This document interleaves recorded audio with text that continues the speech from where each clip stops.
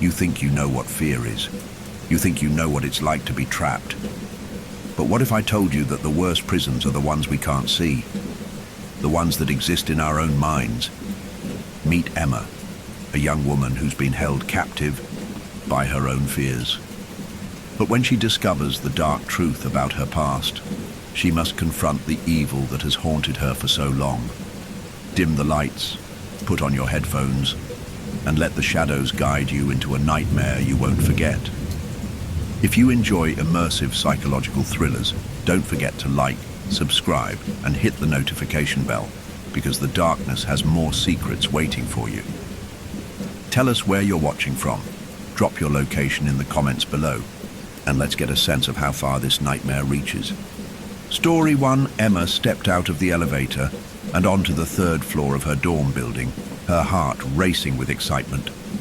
She had been waiting for this moment for what felt like an eternity, the start of her freshman year of college. As she made her way down the hallway, she couldn't help but notice the sound of laughter and chatter coming from the other rooms. Everyone seemed to be settling in, making new friends and getting accustomed to their new surroundings.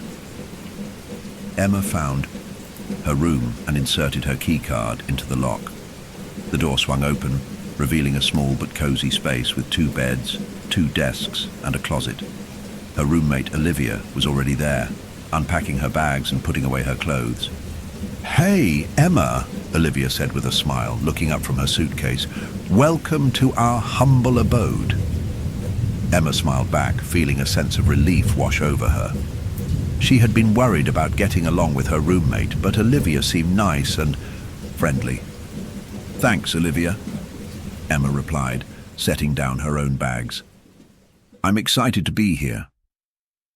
As they continued to unpack and settle in, Emma couldn't help but feel a sense of pride and accomplishment. She had made it to college, and she was ready to take on whatever challenges lay ahead. As Emma and Olivia continued to unpack, Emma couldn't help but notice the strange layout of their dorm room. The beds were positioned in a way that made it difficult to move around, and the desks were cramped and tiny. The closet was small, with barely enough space for both of their clothes. "I don't get why they designed the rooms like this," Emma said, trying to squeeze her laptop onto the tiny desk. "I know, right?" Olivia replied, laughing. "It's like they wanted to make it as hard as possible for us to study." Despite the awkward layout, Emma was determined to make the most of her new space. She began to unpack her books and decorations, trying to make the room feel more like home. As she worked, Emma noticed that the room seemed to be shifting. The shadows on the walls seemed to be moving, and the air felt thick and heavy. Emma shook her head, telling herself she was just being paranoid. But as the day wore on, Emma couldn't shake the feeling that something was off about the dorm. She kept hearing strange noises, creaks and groans that seemed to come from nowhere. And the air seemed to be growing colder, despite the fact that the thermostat was set to a comfortable temperature. Emma tried to brush off the feeling, telling herself she was just nervous about starting college. But as she lay in bed that night, she couldn't shake the sense that something was watching her. The next morning, Emma woke up feeling a bit more refreshed. She got out of bed and began to get ready for the day, but as she was brushing her teeth, she noticed something strange. There was a container of yogurt in the fridge that she was certain hadn't been there the night before. At first, Emma thought maybe Olivia had bought it and forgotten to mention it, but when she asked her roommate about it, Olivia seemed just as confused. "I didn't buy any yogurt," Olivia said, frowning. "Maybe it was left here by the previous occupants or something." Emma shrugged, but she couldn't shake the feeling that something was off.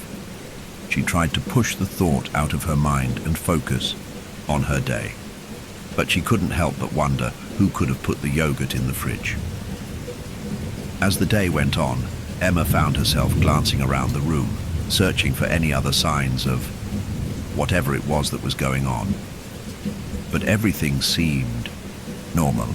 The room was quiet and still, with no signs of disturbance. It wasn't until later that night, when Emma was getting ready for bed, that she noticed something else strange. The window was open, just a crack, but Emma was certain she had closed it before she went to sleep. She felt a shiver run down her spine as she wondered who could have opened the window. Olivia was already asleep, and Emma was certain she hadn't done it herself. As she got into bed, Emma couldn't shake the feeling that something was watching her. She tried to tell herself it was just her imagination, but she couldn't shake the sense of unease that had settled over her. The next morning, Emma woke up feeling a bit more anxious than she had the day before.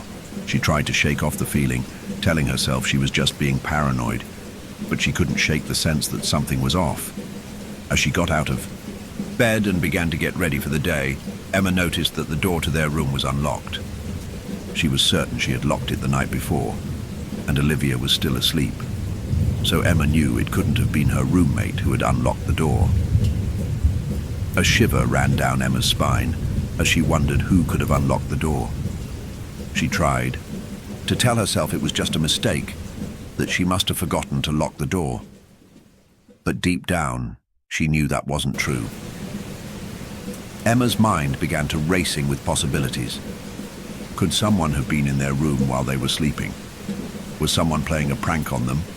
Or was something more sinister going on?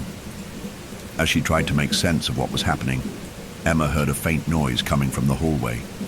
It sounded like footsteps, but they were light and cautious, as if someone was trying not to be heard. Emma's heart began to pound in her chest as she wondered who or what was making the noise. She slowly made her way to the door and peered out into the hallway, but there was no one there. The noise had stopped, and the hallway was silent and still. Emma was left standing there, feeling confused and a little scared. What was going on, and who or what was behind it? As she stood there, trying to make sense of what was happening, Emma realized that she needed to talk to Olivia about what was going on. Maybe her roommate had noticed something strange too, and together they could try to figure out what was happening. But as Emma turned to wake up Olivia, she saw something that made her blood run cold. On the whiteboard in their room, someone had written a message in red marker, "I'm watching you."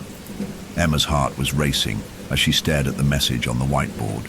She felt a chill run down her spine as she wondered who could have written it. Was it a prankster, or was someone really watching her? She tried to shake off the feeling of unease, telling herself it was just a silly prank. But as she looked around the room, she couldn't shake the feeling that something was off. Olivia was still asleep, oblivious to the message on the whiteboard. Emma decided not to wake her, not wanting to alarm her unnecessarily. Instead, she tried to focus on getting ready for the day, hoping to distract herself from the creepy message. As she got dressed and ready for class, Emma couldn't help but feel like she was being watched. She kept looking over her shoulder, expecting to see someone lurking in the shadows. But every time there was no one there. She tried to brush off the feeling, telling herself she was just being paranoid. But as she walked to class, she couldn't shake the sense that something was following her. When she arrived at class, Emma was relieved to see that her friends were all chatting and laughing, completely unaware of the creepy message on the whiteboard. Emma decided not to mention it, not wanting to ruin the mood. As the day went on, Emma tried to focus on her classes and her friends, but she couldn't shake the feeling that something was off. She kept looking over her shoulder, expecting to see someone watching her. It wasn't until she was walking back to her dorm room that Emma realized she had been so caught up in her own fears that she had forgotten to ask Olivia if she had seen anything strange. As she opened the door to their room, Emma called out to Olivia, "Hey, have you seen anything weird today?" Olivia looked up from her book, a confused expression on her face. "Weird? Like what?" Emma hesitated, unsure if she should mention the message on the whiteboard. But something about Olivia's expression made her think that maybe she should keep it to herself, for now. "Just, I don't know, anything strange?" Emma said, trying to sound casual. Olivia shrugged. "No, nothing." "Why?" Emma shook her head. "No reason. Just wondering. As they chatted and got ready for dinner, Emma couldn't shake the feeling that she was keeping a secret from her roommate, and she couldn't help but wonder if she was really alone in her fears. As the days went by, Emma tried to put the strange occurrences out of her mind. She focused on her classes, her friends, and her routine. But no matter how hard she tried, she couldn't shake the feeling that something was off. It wasn't until she received a text message that Emma realized she wasn't just being paranoid. The message was from an unknown number, and all it said was, "I know what you did." Emma's heart was racing as she stared at the message. Who could have sent it? And what did they mean by "I know what you did"? Emma didn't have any secrets, at least none that she could think of. She tried to brush it off as a prank, but the message sent a chill down her spine. Emma couldn't shake the feeling that someone was watching her, waiting for her to make a mistake. As she walked to her next class, Emma couldn't help but look over her shoulder. She felt like she was being followed, but every time she turned around, there was no one there. When she arrived at class, Emma was relieved to see that her friends were all chatting and laughing, completely unaware of the creepy text message. Emma decided not to mention it, not wanting to ruin the mood. But as the day went on, Emma couldn't shake the feeling that something was off. She kept looking over her shoulder, expecting to see someone watching her. It wasn't until she was walking back to her dorm room that Emma realized she had been so caught up in her own fears that she had forgotten to ask Olivia if she had received any strange messages. As she opened the door to their room, Emma called out to Olivia, "Hey, have you gotten any weird texts or messages lately?" Olivia looked up from her book, a curious expression on her face. "Weird texts? Like what?" Emma hesitated, unsure if she should mention the message. But something about Olivia's expression made her think that maybe she should confide in her roommate. "I got a text message from an unknown number," Emma said, trying to sound casual. "It said, 'I know what you did.'" Olivia's expression changed from curious to concerned. "That's creepy," she said. "Do you think it's a prank?" Emma shook her head. "I don't know, but I have a feeling it's more than just a prank." As they talked, Emma realized that she wasn't alone in her fears. Olivia was concerned too, and together they decided to try to figure out who was behind the strange occurrences. But as they sat there, trying to come up with a plan, Emma couldn't shake the feeling that they were being watched, and she couldn't help but wonder if they were in over their heads. As Emma and Olivia sat in their dorm room trying to make sense of the strange text message, Emma couldn't help but feel a sense of confusion. Who could have sent the message? And what did they mean by "I know what you did"? Emma thought back to her past, trying to remember if she had done anything that could have triggered the message, but she couldn't think of anything. She was a good student, a good friend, and a good daughter. She didn't have any secrets, at least none that she could think of. Olivia, sensing Emma's confusion, put a hand on her shoulder. "Hey, don't worry about it," she said. "It's probably just a prank. Someone's trying to freak you out."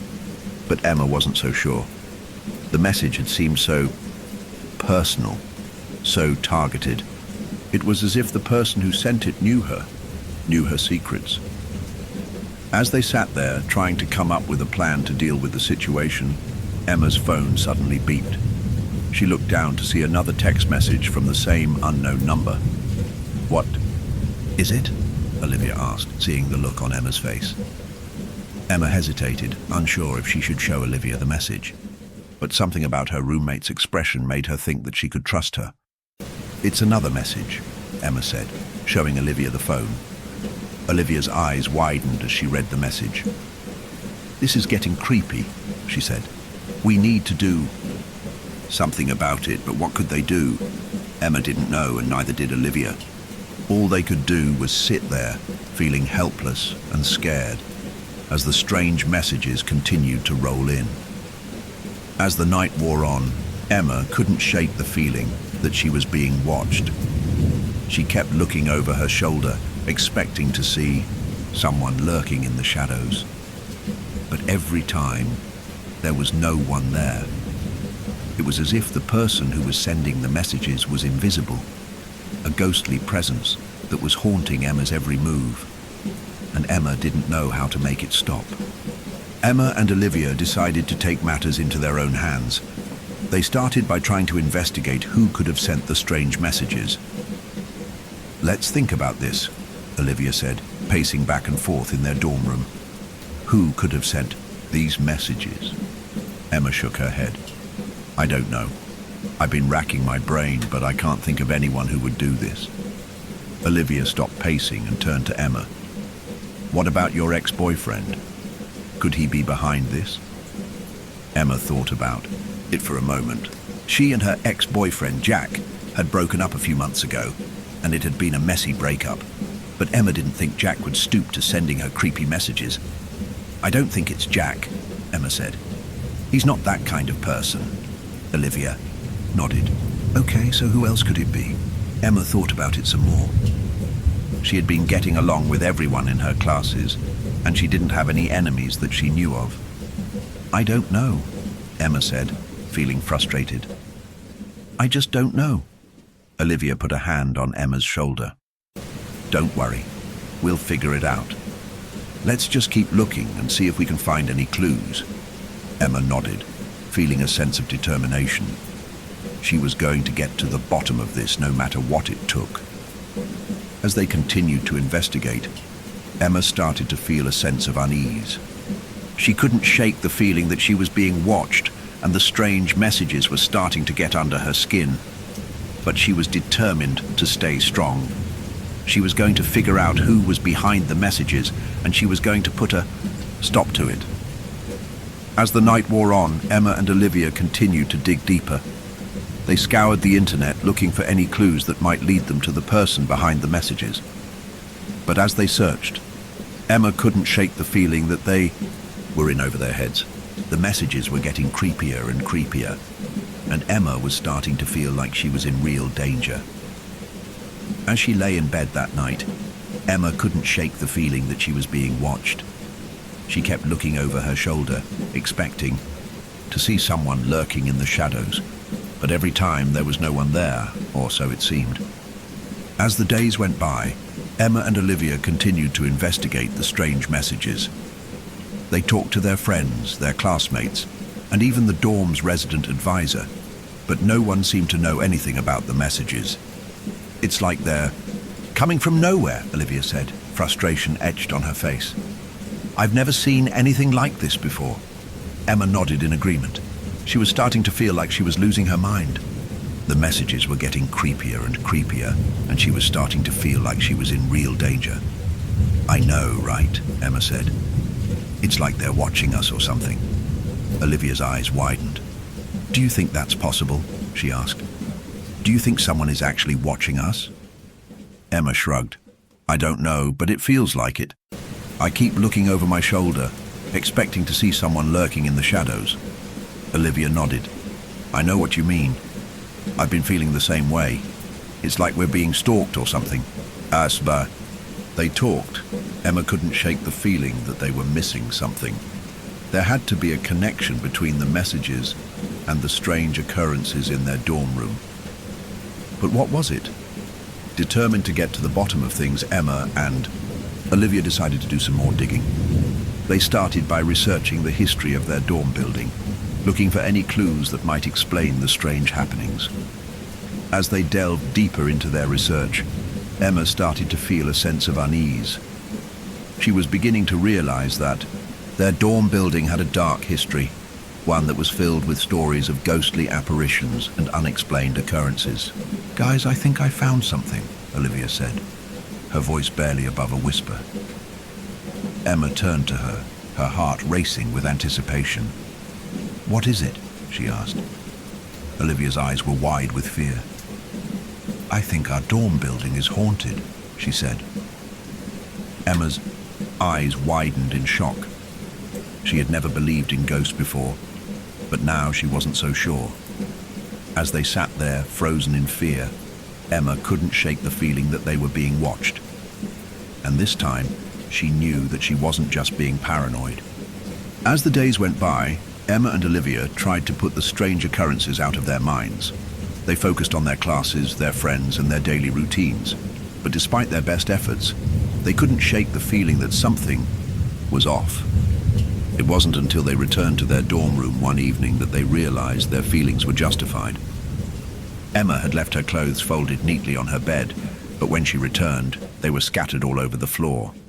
At first, Emma thought that maybe Olivia had accidentally knocked over the clothes, but when she asked her roommate about it, Olivia seemed just as confused. "I didn't touch your clothes," Olivia said, frowning. "Maybe someone came in here while we were out." Emma's heart began to pound in her chest as she realized the implications. Someone had been in their dorm room while they were out, and that someone had deliberately scattered her clothes all over the floor. As they stood there, trying to make sense of what had happened, Emma couldn't shake the feeling that they were being watched. She kept looking over her shoulder, expecting to see someone lurking in the shadows. But every time, there was no one there, or so it seemed. As the night wore on, Emma and Olivia tried to come up with a plan to deal with the situation. They decided to start by talking to their resident advisor, hoping that she might be able to shed some light on what was happening. But as they sat in the resident advisor's office explaining the strange occurrences, Emma couldn't shake the feeling that they were in over their heads. The messages, the scattered clothes, the feeling of being watched. It all seemed so sinister, so deliberate, and Emma couldn't help but wonder what would happen next. As they left the resident advisor's office, Emma felt a sense of unease settle over her. She knew that she and Olivia had to be careful, that they had to watch their backs. But as they walked back to their dorm room, Emma couldn't shake the feeling that they were being herded towards some unknown fate, and she couldn't help but wonder if they would be able to escape. As the days went by, Emma and Olivia couldn't shake the feeling that they were being watched. They started to vary their routine, taking different routes to class and avoiding their dorm room as much as possible. But no matter what they did, they couldn't escape the feeling of being constantly observed. One night, as they were getting ready for bed, Emma suddenly felt a chill run down her spine. She turned to Olivia, her eyes wide with fear. "What's wrong?" Olivia asked, noticing the look on Emma's face. "I don't know," Emma replied, her voice barely above a whisper. "I just feel like someone's in here with us." Olivia's eyes scanned the room, but there was no one there. "It's just your imagination," she said, trying to reassure Emma. But Emma knew what she felt, and what she felt was fear. As they lay in bed, trying to sleep, Emma couldn't shake the feeling that someone was lurking in the shadows. She kept hearing creaks and groans, thinking that someone was moving around in the darkness. Olivia tried to calm her down, but Emma was beyond consolation. She was convinced that something was watching them, waiting for the perfect moment to strike. As the night wore on, Emma's fear turned to panic. She couldn't breathe, couldn't think. All she could do was lie there, frozen in terror, as the darkness seemed to close in around her. And then, just as suddenly as it had started, everything was quiet. The creaks and groans stopped, and the room was still. Emma lay there, her heart pounding in her chest, as she wondered if she had just imagined the whole thing. But as she looked over at Olivia, she saw that her roommate was wide awake, her eyes fixed on something in the corner of the room. "What is it?" Emma whispered, her voice trembling with fear. Olivia didn't respond. She just kept staring, her eyes fixed on something that Emma couldn't see. And then suddenly, Olivia spoke. "I think we're in trouble," she said, her voice barely above a whisper. As soon as Olivia spoke, Emma felt a surge of fear run through her body. She quickly sat up in bed and looked around the room, trying to see what Olivia was seeing. But there was nothing out of the ordinary, just the usual dorm room furniture and decorations. "What do you mean?" Emma asked, trying to keep her voice steady. What's going on? Olivia hesitated, as if she was unsure of how to explain what she was seeing. I don't know, she said finally.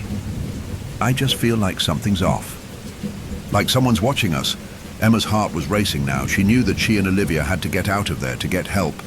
She quickly threw off the covers and got out of bed, grabbing her phone and dialing the number for campus security. As she waited for someone to answer, Emma couldn't shake the feeling that they were running out of time. She kept looking over her shoulder, expecting to see someone lurking in the shadows. Finally, someone answered the phone. Campus security, a gruff voice said. What's your emergency? Emma took a deep breath and tried to explain the situation. We're in our dorm room, she said, and we think someone's watching us. We've been getting these creepy messages and... The voice on the other end of the line interrupted her. Okay, stay calm, he said. I'm going to send someone over to check things out. Can you stay on the line? Emma nodded, even though the person on the other end of the line couldn't see her. Yeah, I'll stay on the line. As she waited for the security guard to arrive, Emma couldn't shake the feeling that they were in grave danger. She kept looking over her shoulder, expecting to see someone lurking in the shadows. And then, just as she was starting to think that she was going crazy, Emma heard a knock at the door. Security, a voice called out. We're here to check things. Out. Emma breathed a sigh of relief as she got up to let the security guard in. Maybe now they would finally get some answers. But as she opened the door and let the guard in, Emma couldn't shake the feeling that they were just scratching the surface of something much bigger and much scarier. As the security guard searched their dorm room, Emma and Olivia stood by, watching anxiously.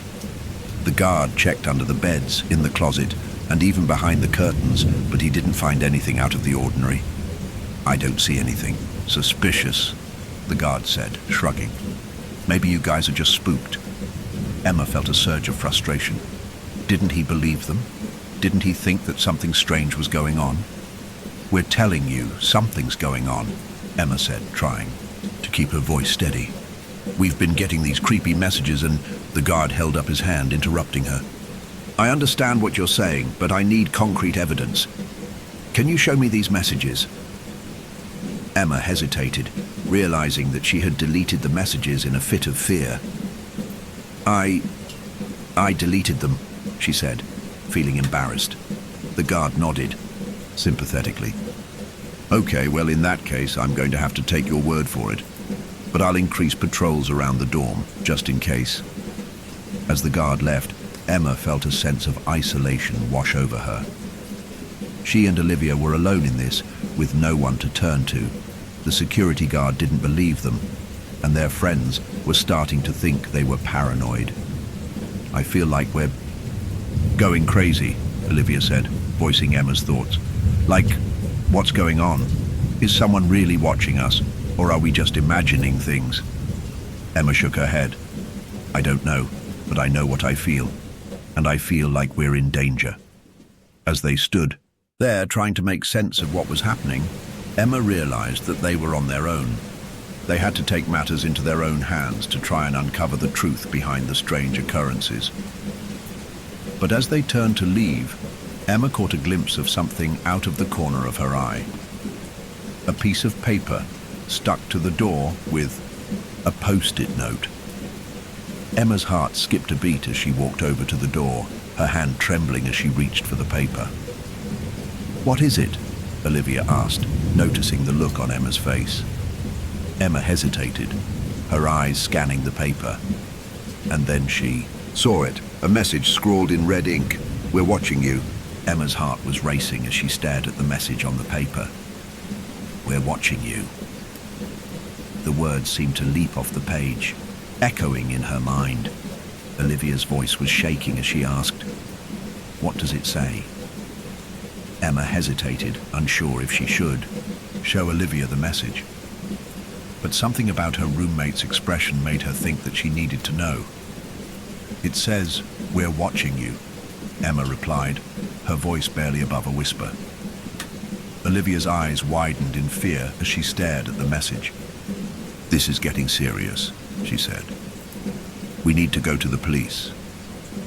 Emma nodded in agreement. She knew that they couldn't ignore the messages anymore. They needed to take action to try and catch the person who was sending them. As they walked to the police station, Emma couldn't shake the feeling that they were being watched.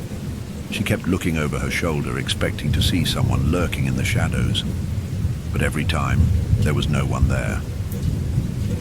When they arrived at the police station, Emma and Olivia were greeted by a friendly officer who listened attentively as they explained the situation. "I see," the officer said, nodding. "And you're saying that you've received 3 messages now?" Emma nodded. "Yes, that's right.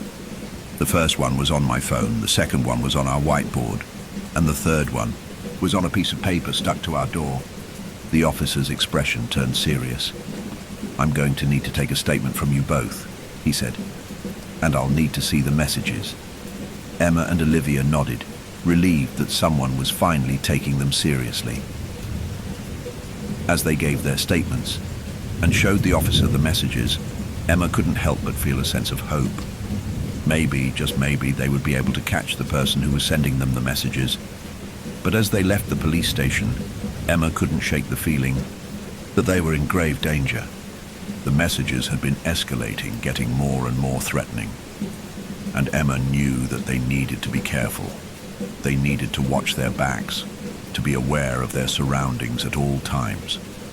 Because the person who was sending them the messages was still out there, watching and waiting, and Emma knew that they wouldn't stop until they had achieved their goal, whatever that goal was. As the days went by, Emma and Olivia were on high alert. They knew that the person who was sending them the messages was still out there, watching and waiting. The police had increased patrols around the dorm, but Emma and Olivia knew that they couldn't rely solely on the authorities to keep them safe. They needed to take matters into their own hands. That's why they decided to start surveillance of their own. They set up cameras in their dorm room and started monitoring the footage, looking for any signs of suspicious activity. At first, it seemed like a waste of time. The footage showed nothing but students walking by, chatting and laughing. But then, on the 3rd day of surveillance, Emma noticed something strange, a figure lurking in the shadows. Emma's heart skipped a beat as she rewound the footage, taking a closer look at the figure. It was difficult to make out any features, but Emma could sense that the person was watching their dorm room. She showed the footage to Olivia, who was equally alarmed. "We need to show this to the police," Olivia said, her voice shaking. Emma nodded in agreement. They took the footage to the police station where it was analyzed by experts. The results were chilling. The figure in the footage was wearing a hoodie, making it impossible to identify them. But the police were able to enhance the footage, revealing a distinctive tattoo on the figure's hand. It was a tattoo of a snake, coiled around the figure's wrist. Emma felt a shiver run down her spine as she looked at the tattoo. She knew that she had seen it before, but she couldn't quite place it. And then suddenly, it clicked. Emma remembered seeing the tattoo on someone in her psychology class, someone who had been acting strange lately. Emma's eyes widened in shock as she realized the truth. The person who was sending them the messages, the person who was watching them, was someone they knew, and Emma had a feeling that she knew exactly who it was. Emma's mind was racing as she tried to process the information. She had seen the tattoo on someone in her psychology class, someone who had been acting strange lately. She turned to Olivia, her eyes wide with excitement. "I think I know who it is," she whispered. Olivia's eyes widened in surprise. "Who?" she asked. Emma hesitated, unsure if she should reveal the person's identity, but something about Olivia's expression made her think that she could trust her. "It's Alex," Emma said, her voice barely above a whisper. Olivia's eyes widened in shock. "Alex? From our psychology class?" Emma nodded. "Yes, that's the one. I've seen him acting strange lately, always lurking around the dorm. And I saw the tattoo on his hand today." Olivia's expression turned serious. We need to tell the police, she said. Emma nodded in agreement. They went to the police station and told them about Alex, showing them the footage of the person with the tattoo. The police officer's expression turned grave. "We'll bring him in for questioning," he said. As they left the police station, Emma felt a sense of relief wash over her. Finally, they were doing something to catch the person who had been terrorizing them. But as they walked back to their dorm, Emma couldn't shake the feeling that they were being watched. She kept looking over her shoulder, expecting to see Alex, lurking in the shadows. And then, suddenly, she saw him. Alex was standing across the street, staring at them with an unnerving intensity. Emma's heart skipped a beat as she grabbed Olivia's arm. "Look," she whispered. Olivia followed Emma's gaze, and her eyes widened in fear. "It's him," she whispered.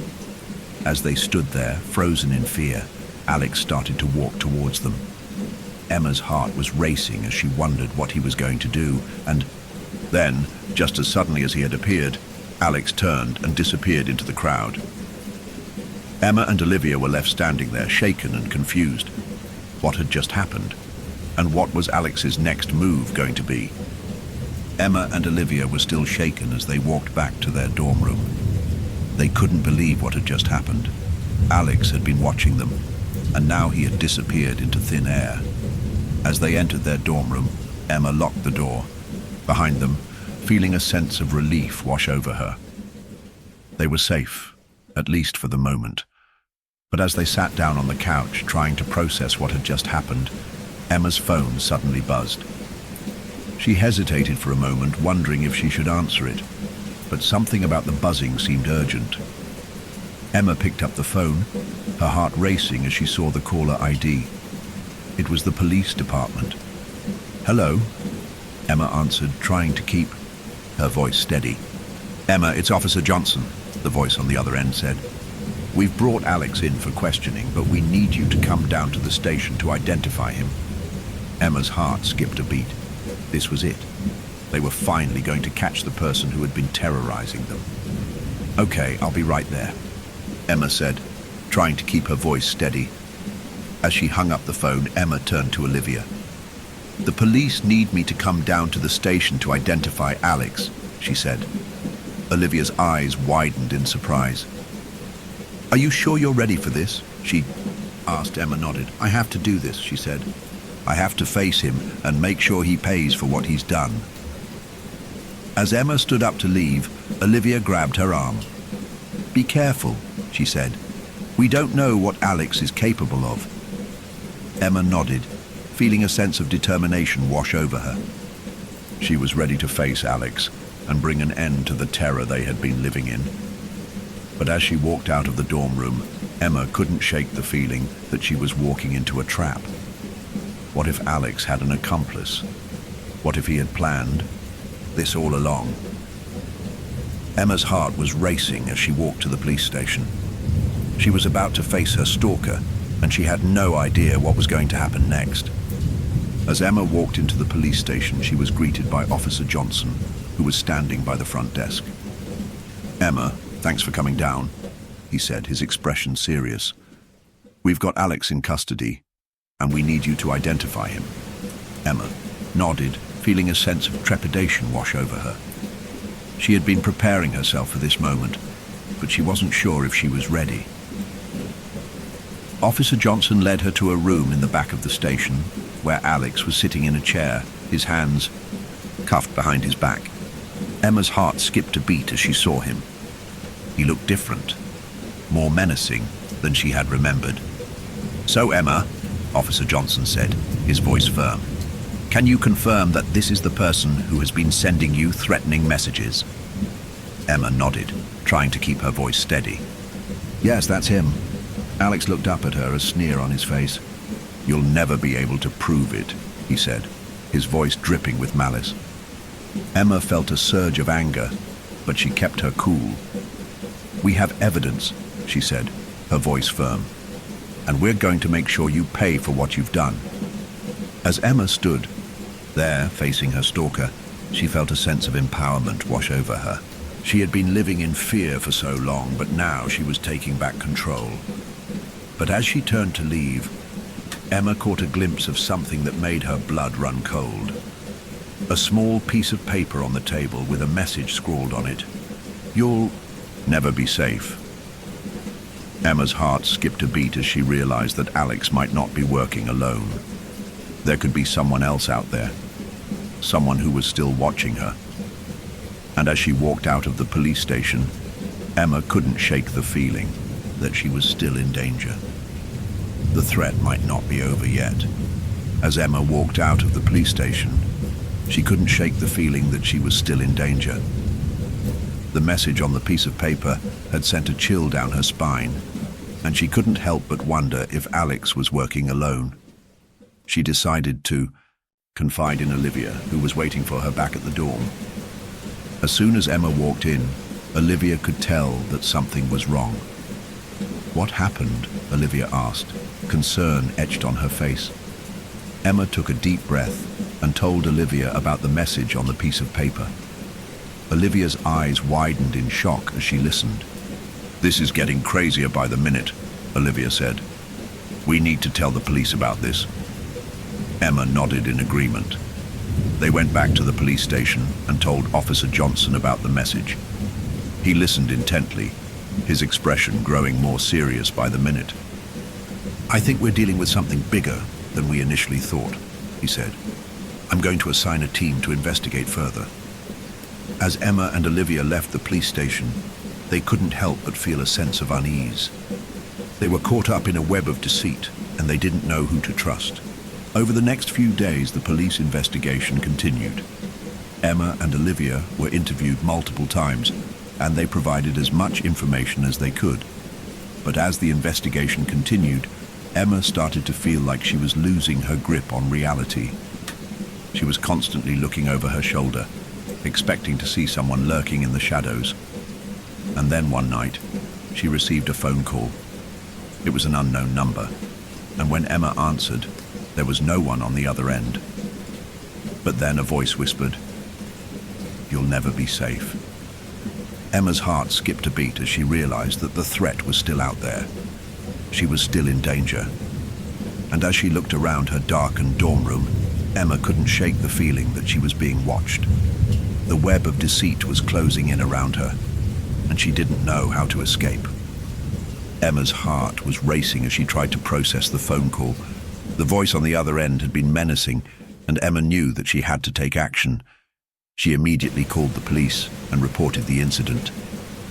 Officer Johnson assured her that they would increase patrols around the dorm and do everything they could to keep her safe.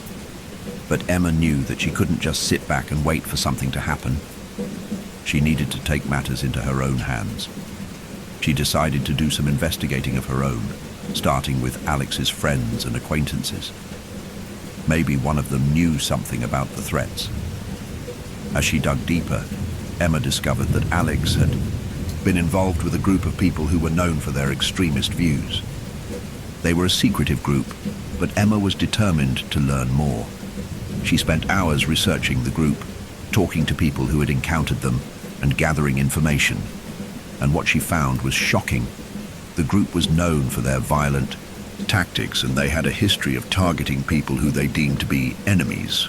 Emma realized that she had stumbled into something much bigger than she had initially thought. As she pieced together the evidence, Emma knew that she had to confront the leader of the group.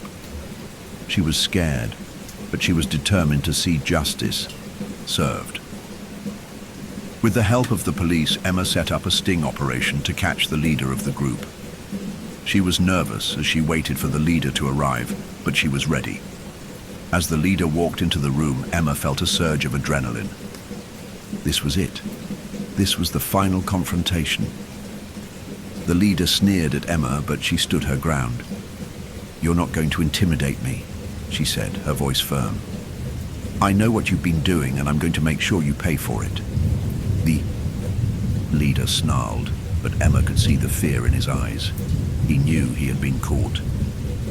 As the police closed in, Emma felt a sense of relief wash over her. It was over. The threats, the messages, the fear. It was all over. But as she turned to leave, Emma caught a glimpse of something that made her blood run cold. A figure lurking in the shadows. And then, everything went black. Emma's world went dark as she felt a hand grab her from behind. She tried to struggle, but her body felt heavy and unresponsive. When she came to, Emma found herself in a hospital bed, surrounded by beeping machines and sterile white walls. Olivia was sitting beside her, holding her hand. "Emma, oh my God, I was so scared," Olivia said, tears streaming down her face. "What happened?" Emma tried to remember, but her memories were hazy. She recalled confronting the leader of the extremist group, and then nothing. "The police said you were attacked," Olivia said, filling in the gaps. "They found you unconscious on the floor. But don't worry, they caught the guy who did it." Emma's mind was racing as she tried to process what had happened. She was relieved that the ordeal was over, but she couldn't shake the feeling that something was off. As she lay in the hospital bed, Emma couldn't help but think about the figure she had seen lurking in the shadows. Who was it? And why had they attacked her? The police came to visit Emma, asking her questions and taking statements. But Emma couldn't provide much information. She had been knocked out cold, and her memories were fuzzy. As the days passed, Emma slowly began to recover. She was discharged from the hospital and returned to her dorm room, where Olivia was waiting to take care of her. But even as Emma tried to return to normal life, she couldn't shake the feeling that she was being watched. She kept looking over her shoulder, expecting to see the figure from the shadows. And then, one night, Emma received a mysterious package in the mail. Inside, she found a note with a single message: "It's not over yet." Emma's heart skipped a beat as she realized that the threat was still out there. The extremist group may have been dismantled, but the mastermind behind the threats was still at large, and Emma knew that she was still in danger. Emma's heart was racing as she stared at the note in her hand. "It's not over yet." The words seemed to leap off the page, echoing in her mind. She felt a chill run down her spine as she realized that the threat was still out there. The extremist group may have been dismantled, but the mastermind behind the threats was still at large. Olivia was sitting next to Emma, a look of concern etched on her face. "What does it say?" she asked, trying to peer at the note. Emma hesitated, unsure if she should show Olivia the message. But something about her roommate's expression made her think that she needed to know. "It says, 'It's not over yet,'" Emma said, her voice barely above a whisper. Olivia's eyes widened in shock. "What does it mean?" she asked. Emma shook her head. "I don't know, but I think we're in danger." As they sat there, trying to make sense of the message, Emma couldn't shake the feeling that they were being watched. She kept looking over her shoulder, expecting to see someone lurking in the shadows. And then suddenly, Emma's phone buzzed. She hesitated for a moment, wondering if she should answer it. But something about the buzzing seemed urgent. Emma picked up the phone, her heart racing as she saw the caller ID. It was an unknown number. "Hello?" Emma answered, trying to keep her voice steady. There was a pause on the other end of the line, and then a voice spoke. "You think you're safe, but you're not." Emma's heart skipped a beat as she realized that the voice on the other end of the line was the same one that had been sending her threats. "Who is this?" Emma demanded, trying to keep her voice firm. The voice laughed. "You'll never know." And with that, the line went dead. Emma was left standing there, her heart pounding in her chest. She knew that she had to do something, but she didn't know what. As she turned to Olivia, Emma saw that her roommate was staring at her, a look of fear etched on her face. "What did they say?"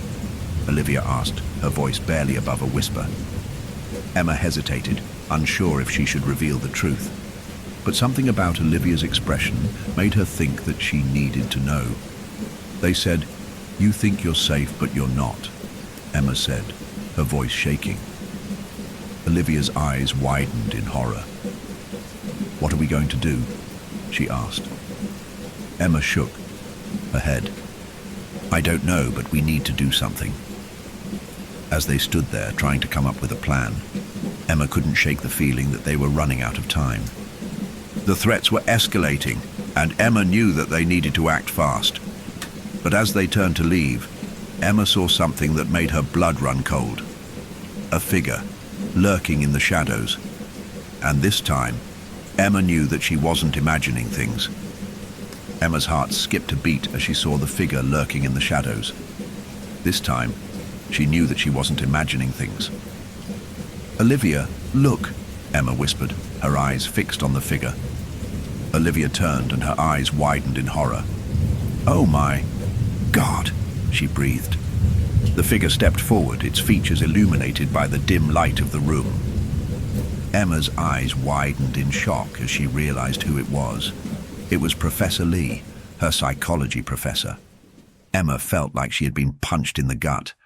She couldn't believe that Professor Lee, a man she had trusted and respected, was the one who had been stalking her. "Why?" Emma demanded, her voice shaking with anger. "Why did you do this?" Professor Lee smiled, a cold, calculating smile. "You were the perfect subject," he said.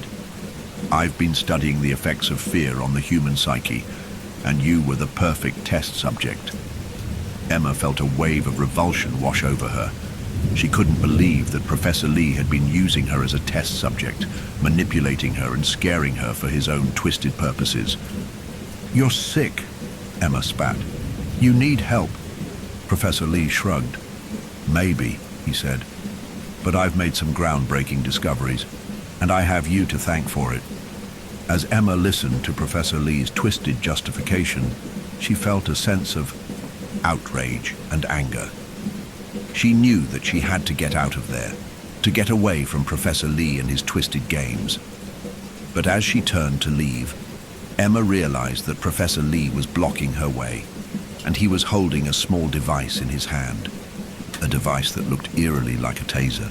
"I don't think you're going anywhere," Professor Lee said, his eyes glinting with malice.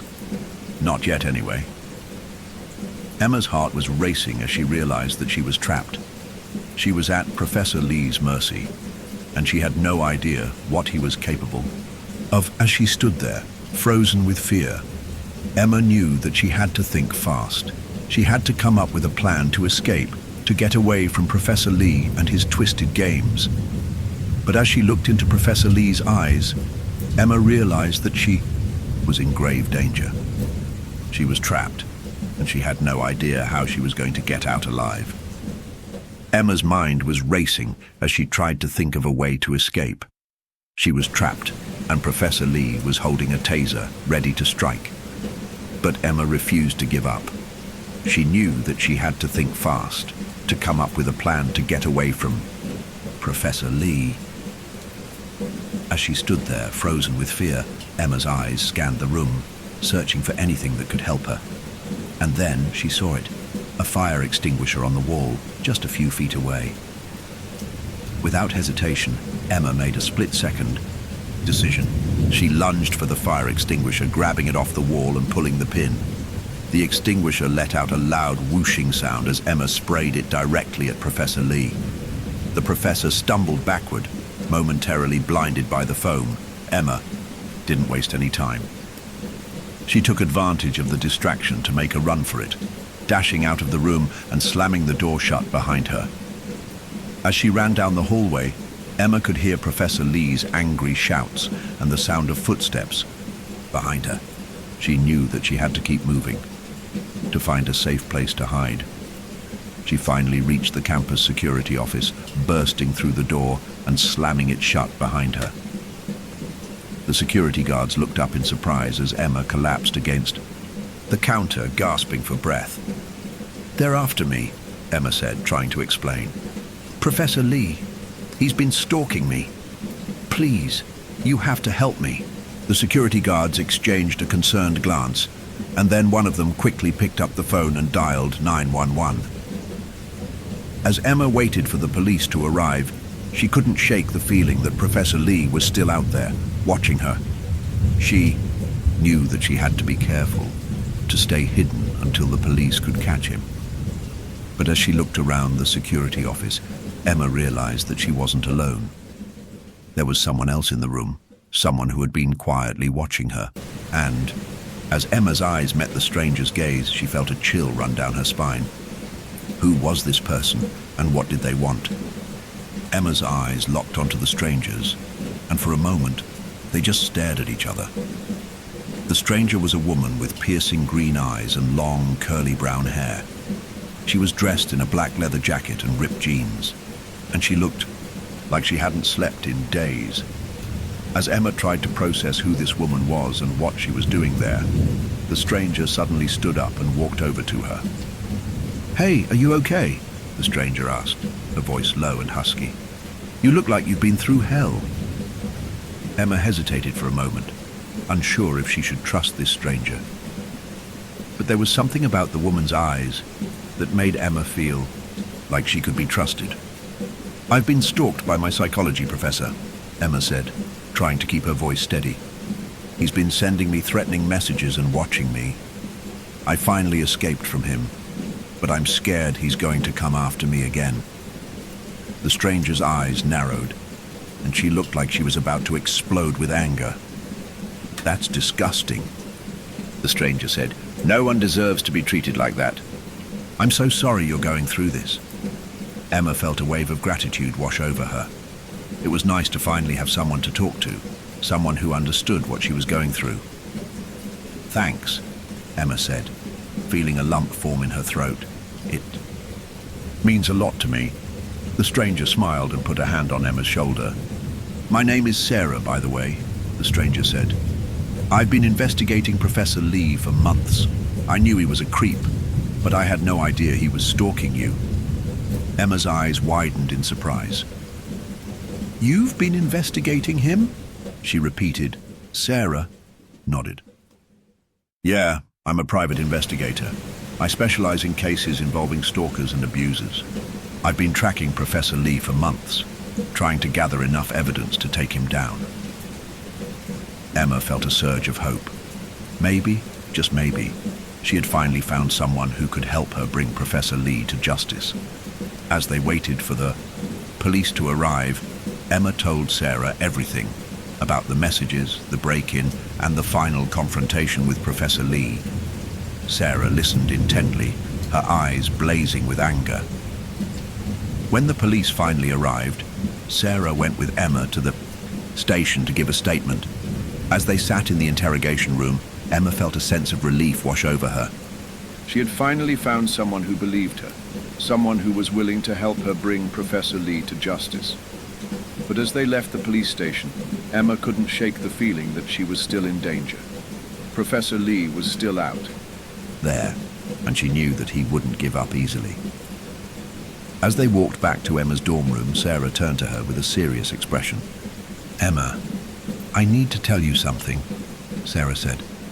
"Professor Lee is not working alone. He has a network of people who are helping him, people who are just as twisted and sick as he is." Emma's eyes widened in horror. "What?" she breathed. Sarah nodded. "I've been tracking them for months, but I still don't know who they all are. We need to be careful, Emma. We can't trust anyone." Emma felt a chill run down her spine.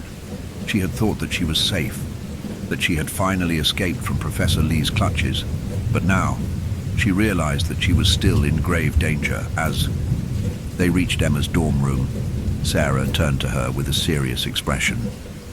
"Emma, I need you to promise me something," Sarah said. "I need you to promise me that you'll be careful, that you'll watch your back." Emma nodded, feeling a sense of determination wash over her. She was ready to fight back, to take down Professor Lee and his twisted network. "I promise," Emma said, her voice firm. "I'll be careful. I'll watch my back." Sarah smiled, a fierce glint in her eye. "Good," Sarah said, "because we're just getting started." Emma and Sarah spent the next few days digging deeper into Professor Lee's network.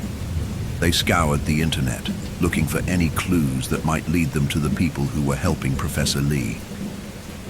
It wasn't easy. Professor Lee had covered his tracks well, and it seemed like he had a whole team of people who were willing to do his bidding. But Emma and Sarah were determined. They worked tirelessly, following every lead, every hint, every rumor.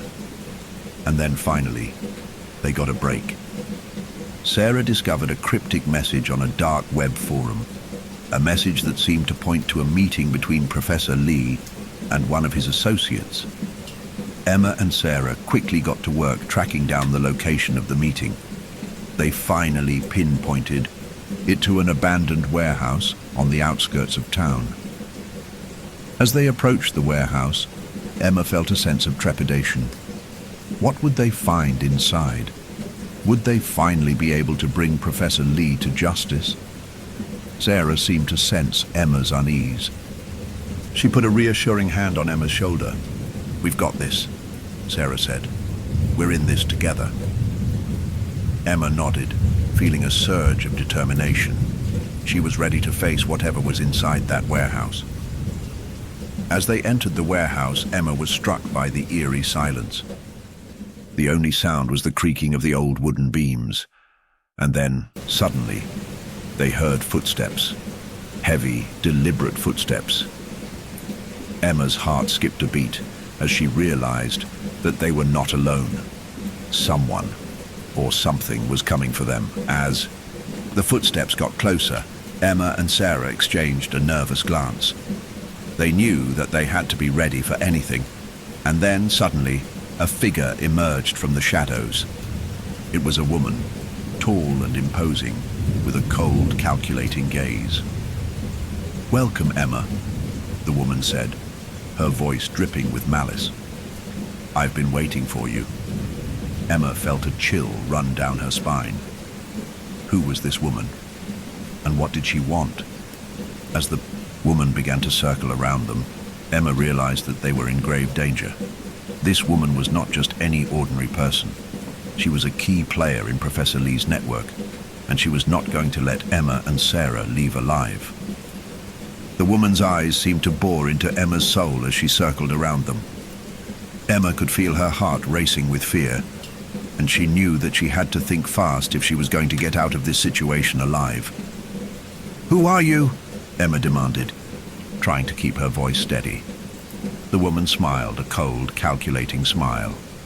"My name is Dr. Rachel Kim," she said, "and I'm a colleague of Professor Lee's." Emma's eyes widened in shock. She had never heard of Dr. Kim before, but something about the woman's name seemed familiar. As Dr. Kim continued to circle around them, Emma realized that she was trying to distract them. Emma's eyes flicked to the sides, searching for any sign of danger, and then suddenly Emma saw it. A door hidden behind a stack of crates. The door was slightly ajar, and Emma could see a sliver of light coming from the other side. Without hesitation, Emma grabbed Sarah's arm and made a run for the door. Dr. Kim shouted in anger, but Emma didn't look back. She burst through the door, slamming it shut behind her. As they caught their breath on the other side of the door, Emma realized that they were in some kind of laboratory. There were rows of workstations, each one covered in various pieces of equipment. Sarah's eyes were wide with wonder as she looked around the lab. "What is this place?" she breathed. Emma shook her head. "I don't know, but I think we're getting close to the truth." As they explored the lab, Emma stumbled upon a series of files on one of the workstations. The files were labeled with various names, but one name in particular caught Emma's eye. "Sarah. Look at this," Emma said, her voice barely above a whisper. Sarah walked over to Emma's side, her eyes scanning the files.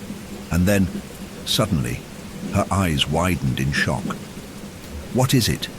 Emma asked, feeling a sense of trepidation. Sarah's voice was barely above a whisper. "It's Olivia's name," she said. "She's one of the test subjects." Emma's eyes widened in horror as she realized the truth. Olivia, her best friend, had been involved in Professor Lee's twisted experiments all along. And now, Emma was more determined than ever to bring Professor Lee and his accomplices to justice. She was going to make sure that Olivia got the help she needed and that Professor Lee paid for what he had done. Emma's mind was reeling as she tried to process the information. Olivia, her best friend, had been involved in Professor Lee's twisted experiments all along. She felt a wave of emotions wash over her: shock, anger, betrayal. How could Olivia not have told her? How could she have kept this secret from her? As Emma struggled to come to terms with the truth, Sarah put a hand on her shoulder. "Emma, we need to focus," Sarah said, her voice firm but gentle. "We need to find out what happened to Olivia and make sure she's safe." Emma nodded, taking a deep breath. She knew that Sarah was right. She couldn't let her emotions get the better of her. She had to stay focused and keep moving forward. Together, Emma and Sarah began to dig deeper into the files, searching for any information about Olivia's involvement in the experiments. As they scrolled through the documents, Emma's eyes widened in horror. The experiments were far more sinister than she had ever imagined. Professor Lee had been using his test subjects to study the effects of fear and trauma on the human mind, and Olivia had been one of his test subjects. Emma felt a wave of anger wash over her. How could Professor Lee have done this to her friend? How could he have put Olivia through such trauma and pain? As they continued to read through the files, Emma and Sarah came across a shocking revelation. Professor Lee's experiments had been funded by a mysterious organization, one that had a reputation for pushing the boundaries of ethics and morality. "This is bigger than we thought," Sarah said, her voice barely above a whisper. "We're not just dealing with a rogue professor. We're dealing with a powerful organization that will stop at nothing to achieve its goals." Emma's eyes locked onto Sarah's, a sense of determination burning within her. "We're not going to let them get away with this," Emma said, her voice firm. "We're going to expose them, no matter what it takes." As they left the laboratory, Emma and Sarah knew that they were in for the fight of their lives. They were taking on a powerful organization, one that would stop at nothing to silence them. But Emma was ready. She was ready to fight for Olivia, for herself, and for the truth. As Emma and Sarah delved deeper into the mystery, they began to uncover a complex web of secrets and lies. The organization that had funded Professor Lee's experiments was shrouded in mystery, but Emma was determined to expose them. They spent hours poring over documents and conducting interviews, but every lead they followed seemed to end in a dead end. It was as if the organization had anticipated their every move and had taken steps to cover their tracks. Despite the setbacks, Emma refused to give up. She was driven by a fierce determination to bring the truth to light and to ensure that those responsible for Olivia's suffering were held accountable. As they continued their investigation, Emma began to notice strange occurrences around her.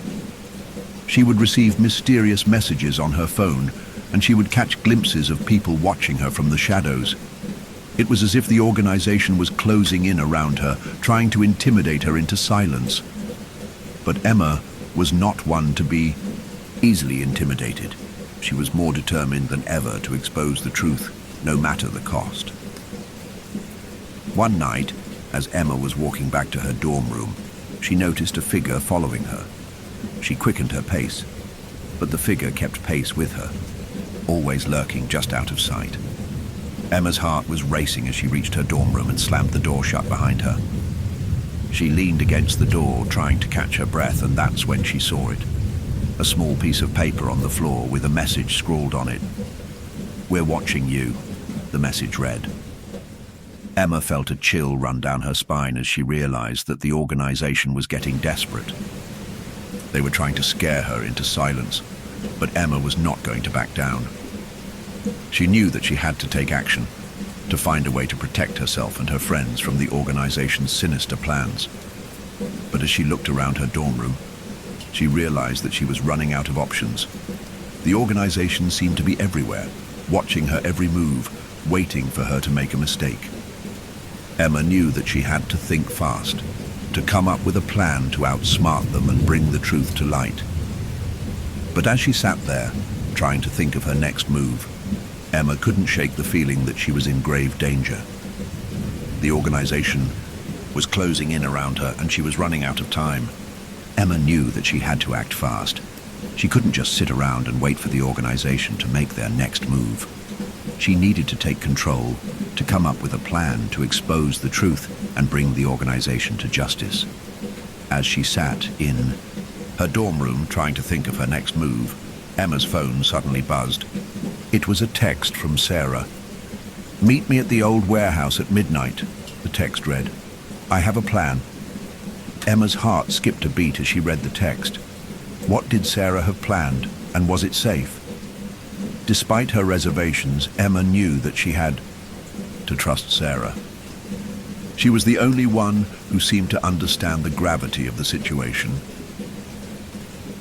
At midnight, Emma made her way to the old warehouse. The building was abandoned and creepy, but Emma knew that she had to be brave. As she entered the warehouse, Emma saw Sarah waiting for her. Sarah was dressed in a black hoodie and jeans, and she looked like she meant business. "What's the plan?" Emma asked, trying to keep her voice steady.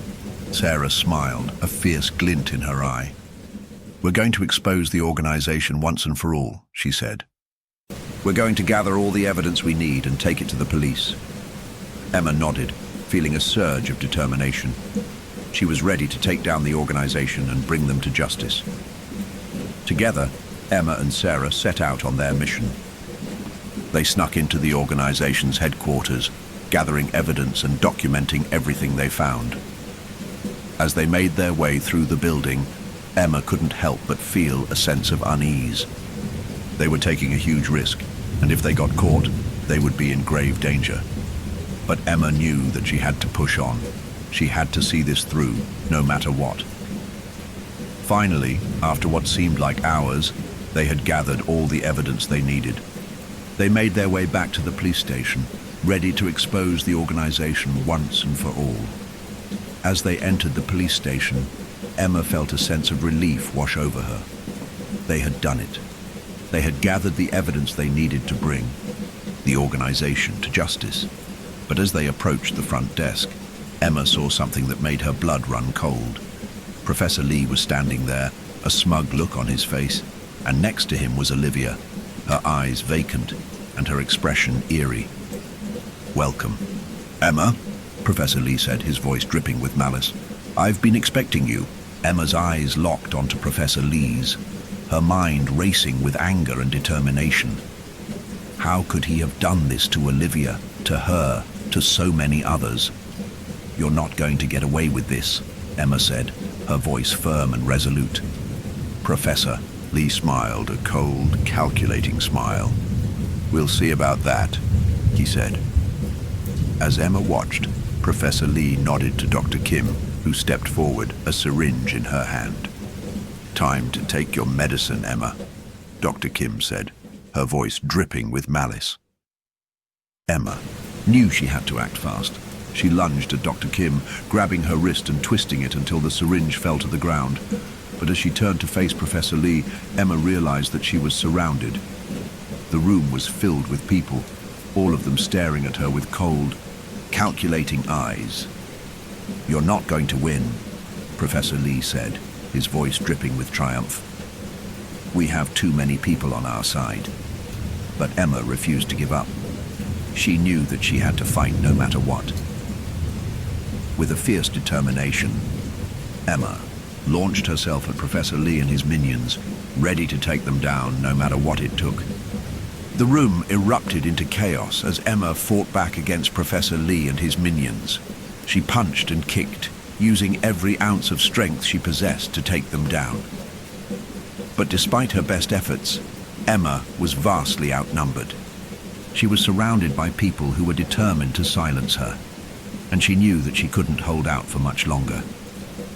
Just when it seemed like all was lost, Sarah burst into the room, a fiery look in her eye. "Not on my watch," she growled, launching herself at Professor Lee's minions. Together, Emma and Sarah fought back against their attackers, using every trick in the book to take them down. They punched and kicked, using their wits and their cunning to outmaneuver their opponents. As the fight raged on, Emma caught sight of Olivia, still standing frozen in the corner of the room. Emma's heart went out to her friend, and she knew that she had to act fast to save her. With a fierce determination, Emma fought her way across the room, taking down anyone who stood in her way. She finally reached Olivia's side and grabbed her arm, pulling her out of the room and into the safety of the hallway.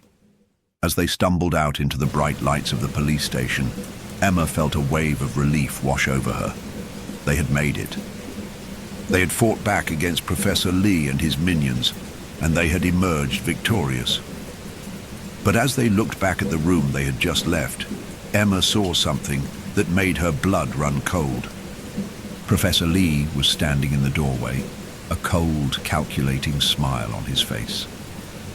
"It's not over yet," he said, his voice dripping with malice. And with that, he turned and disappeared into the crowd, leaving Emma and Sarah to wonder what he had planned next. As Emma and Sarah stood in the hallway trying to process what had just happened, the police station erupted into chaos. Officers rushed past them, shouting and radios blaring as they tried to apprehend Professor Lee and his minions. Emma watched, in a daze as the scene unfolded before her. She couldn't believe what had just happened. They had fought back against Professor Lee and his minions, and they had emerged victorious. But as the adrenaline began to wear off, Emma felt a wave of exhaustion wash over her. She was tired, physically and emotionally drained from the ordeal. Sarah seemed to sense her fatigue, and she put a supportive arm around Emma's shoulders. "Let's get you out of here," she said, leading Emma away from the chaos of the police station. As they walked out into the bright sunlight, Emma felt a sense of relief wash over her. They had made it.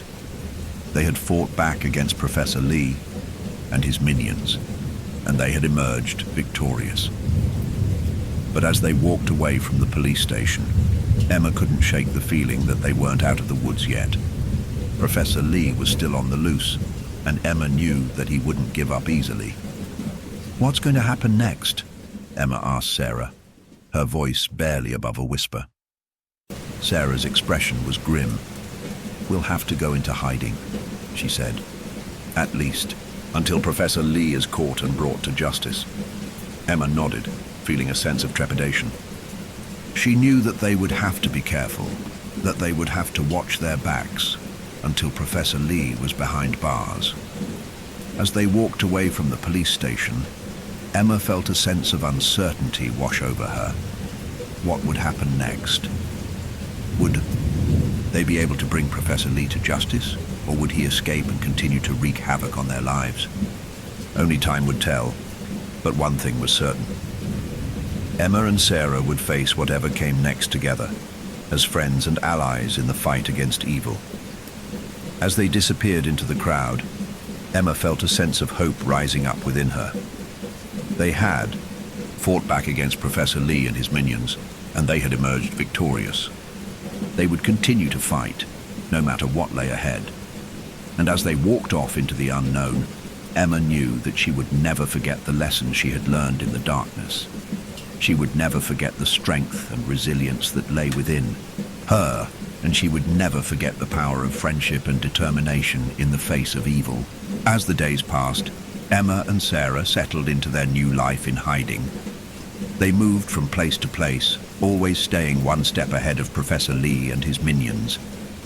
Despite the danger that still lurked in the shadows, Emma felt a sense of freedom that she had never known before. She was finally able to live her life without the constant fear of Professor Lee's twisted games.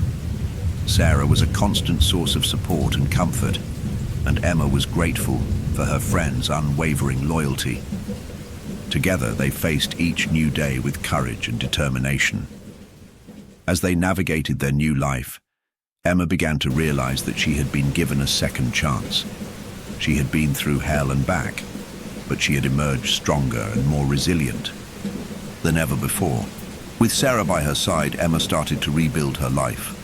She started taking classes again, and she even began to see a therapist to deal with the trauma she had experienced.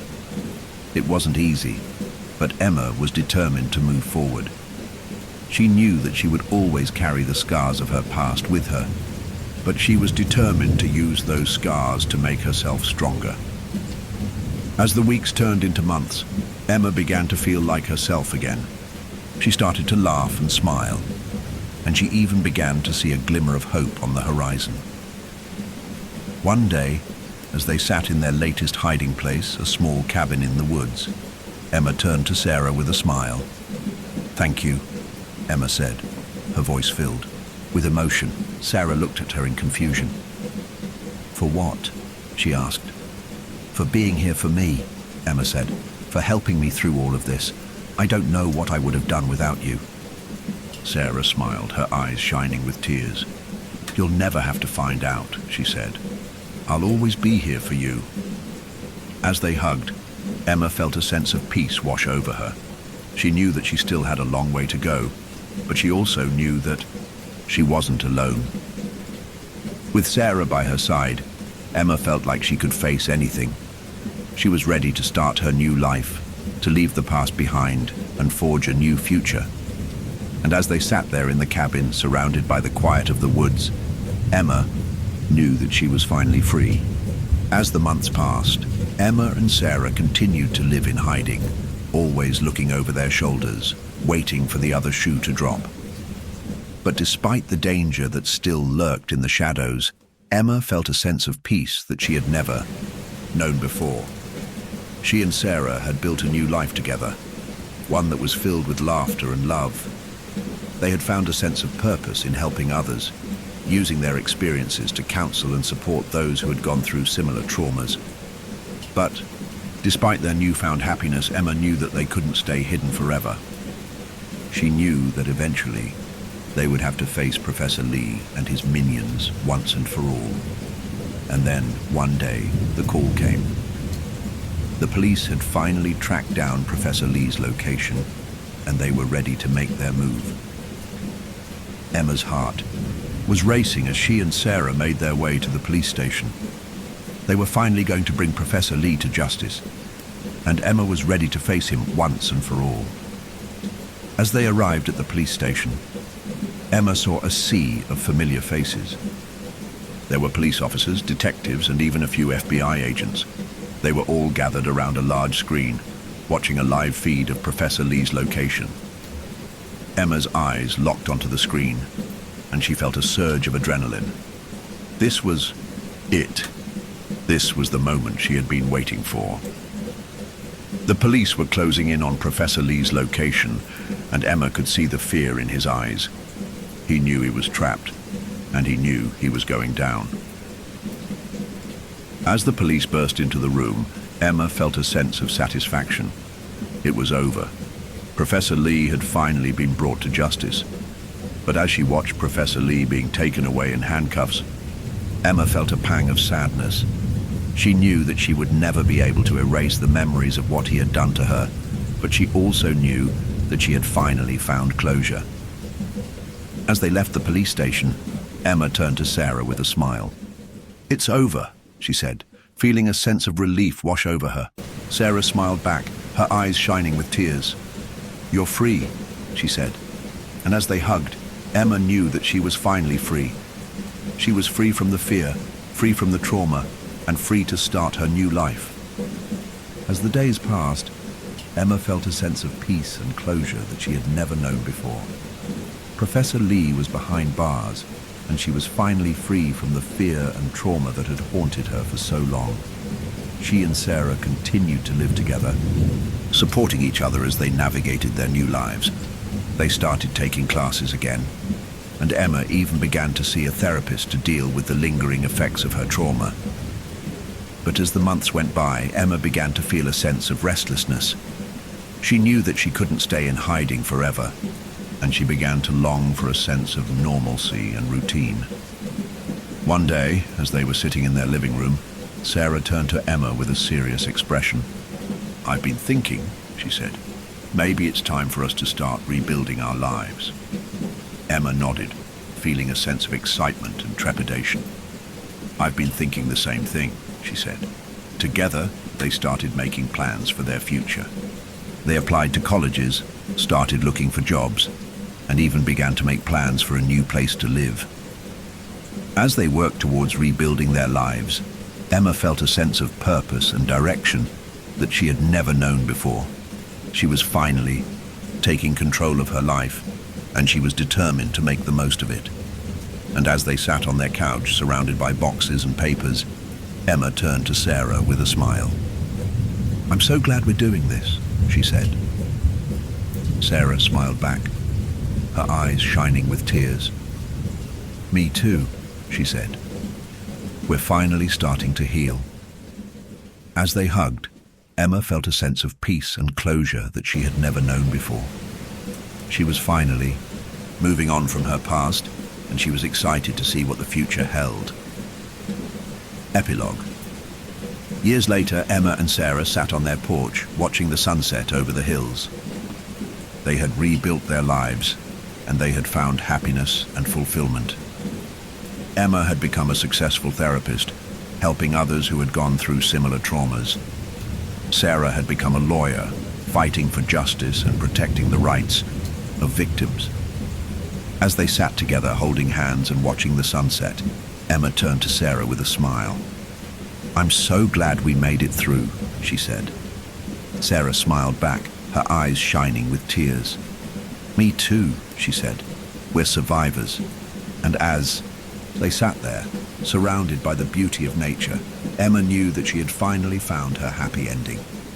As Emma sat on her porch watching the sunset with Sarah, she couldn't help but reflect on the journey that had brought her to this moment.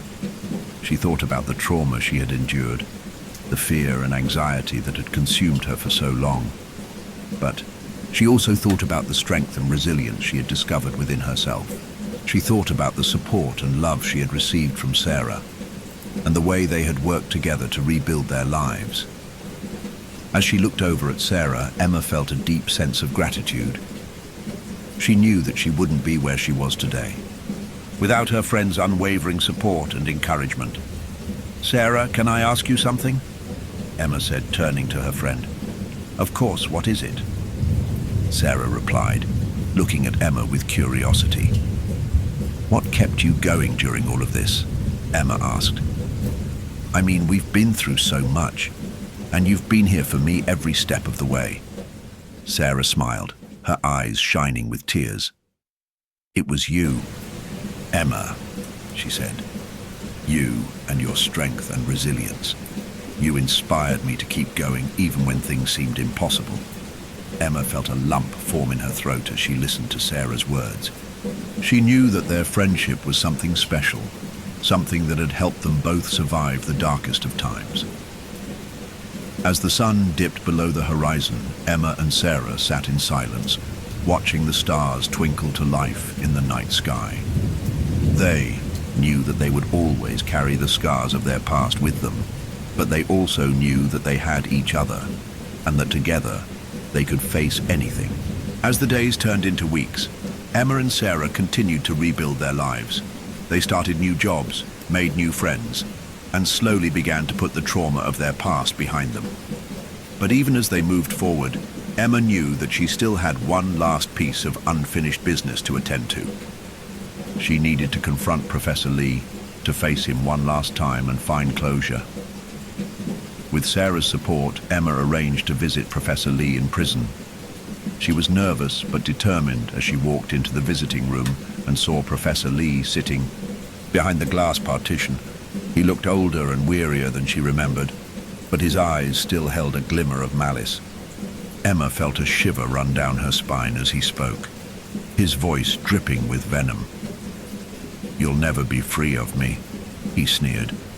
"I'll always be with you, in your dreams, in your nightmares." Emma smiled, a cold, hard smile. "You're wrong," she said. "I am free. I'm free from your grasp, free from your twisted games, and I'm free to move on with my life." Professor Lee's face twisted with rage, but Emma just laughed. "You'll never win," she said. "You'll never break me. I'm stronger than you'll ever be." As she stood up to leave, Emma felt a sense of closure wash over her. She had faced her fears, confronted her tormentor, and emerged victorious. She walked out of the prison, feeling lighter, freer. She knew that she would always carry the scars of her past with her, but she also knew that she was no longer controlled by them. She was free, finally free. As Emma walked out of the prison, she felt a sense of relief wash over her.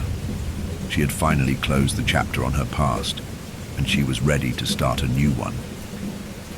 She took a deep breath of the fresh air, feeling the warm sun on her face. She knew that she still had a long way to go, but she was excited for the journey. Sarah was waiting for her outside the prison, a smile on her face. "How did it go?" she asked, as Emma hugged her tightly. "It went," Emma said, smiling. "I feel free." Sarah nodded, her eyes shining with tears. "You are free," she said. "You're free to start a new life, to chase your dreams, to be whoever you want to be." Emma smiled, feeling a sense of gratitude towards her friend. "I couldn't have done it without you," she said. Sarah waved her hand dismissively. "You're strong, Emma," she said. "You're resilient. You would have made it through this, no matter what." Emma shook her head, smiling. "I don't know about that," she said.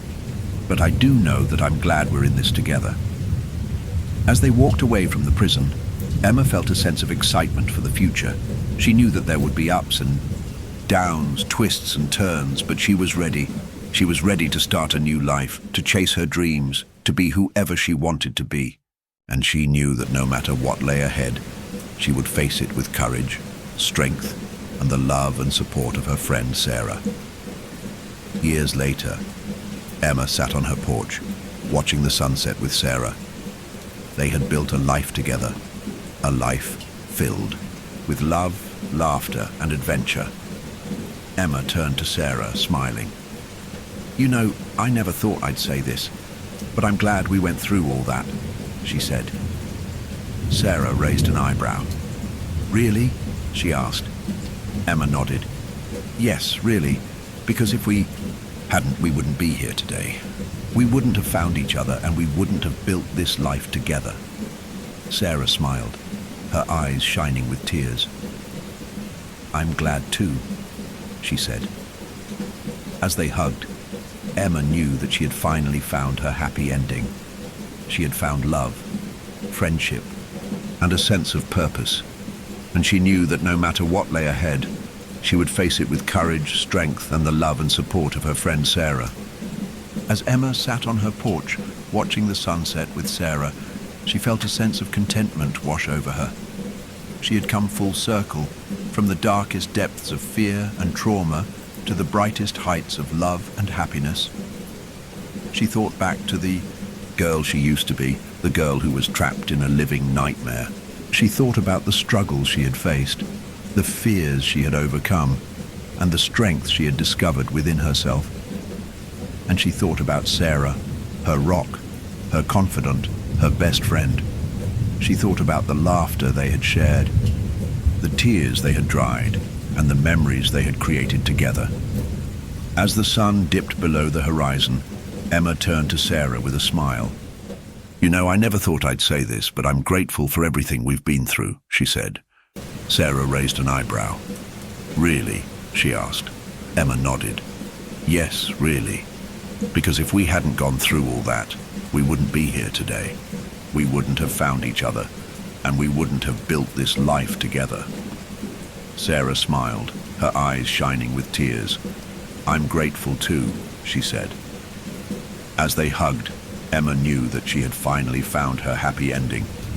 She had found love, friendship, and a sense of purpose. And she knew that no matter what lay ahead, she would face it with courage, strength, and the love and support of her friend Sarah.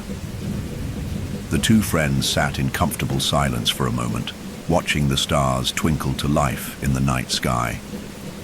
"You know, I was thinking," Emma said, breaking the silence, "maybe it's time for us to start a new chapter in our lives." Sarah looked at her curiously. "What did you have in mind?" she asked. Emma smiled mischievously. "I was thinking maybe we could start a foundation to help other survivors of trauma and abuse," she said. Sarah's eyes widened in excitement.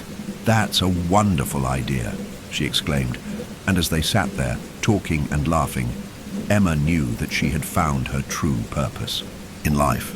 She had found a way to turn her pain into something positive, something that would help others. As the night wore on, Emma and Sarah made plans for their new foundation. They talked about fundraising, outreach, and support services, and as they sat there, surrounded by the quiet of the night, Emma knew that she had finally found her true calling. "They say your mind plays tricks on you in the dark. But what if the shadows are real? What if the things you've buried, the things you've forgotten, come crawling out when you least expect it?" Meet a man returning to his childhood home to uncover the truth about his past. But what he discovers isn't just forgotten memories. It's something far darker, something that's been waiting for him to remember.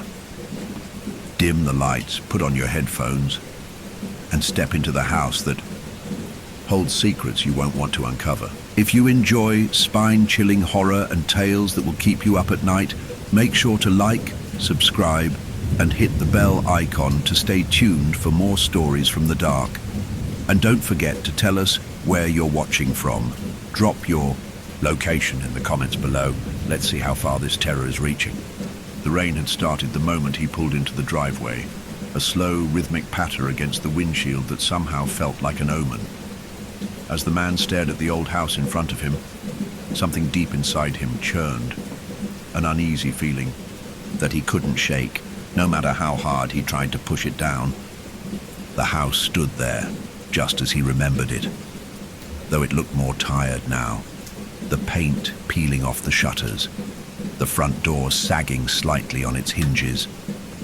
It was as if time had refused to touch it, frozen in the past, locked in some forgotten moment. He had come back to sort through the remains of his parents' life after their sudden passing.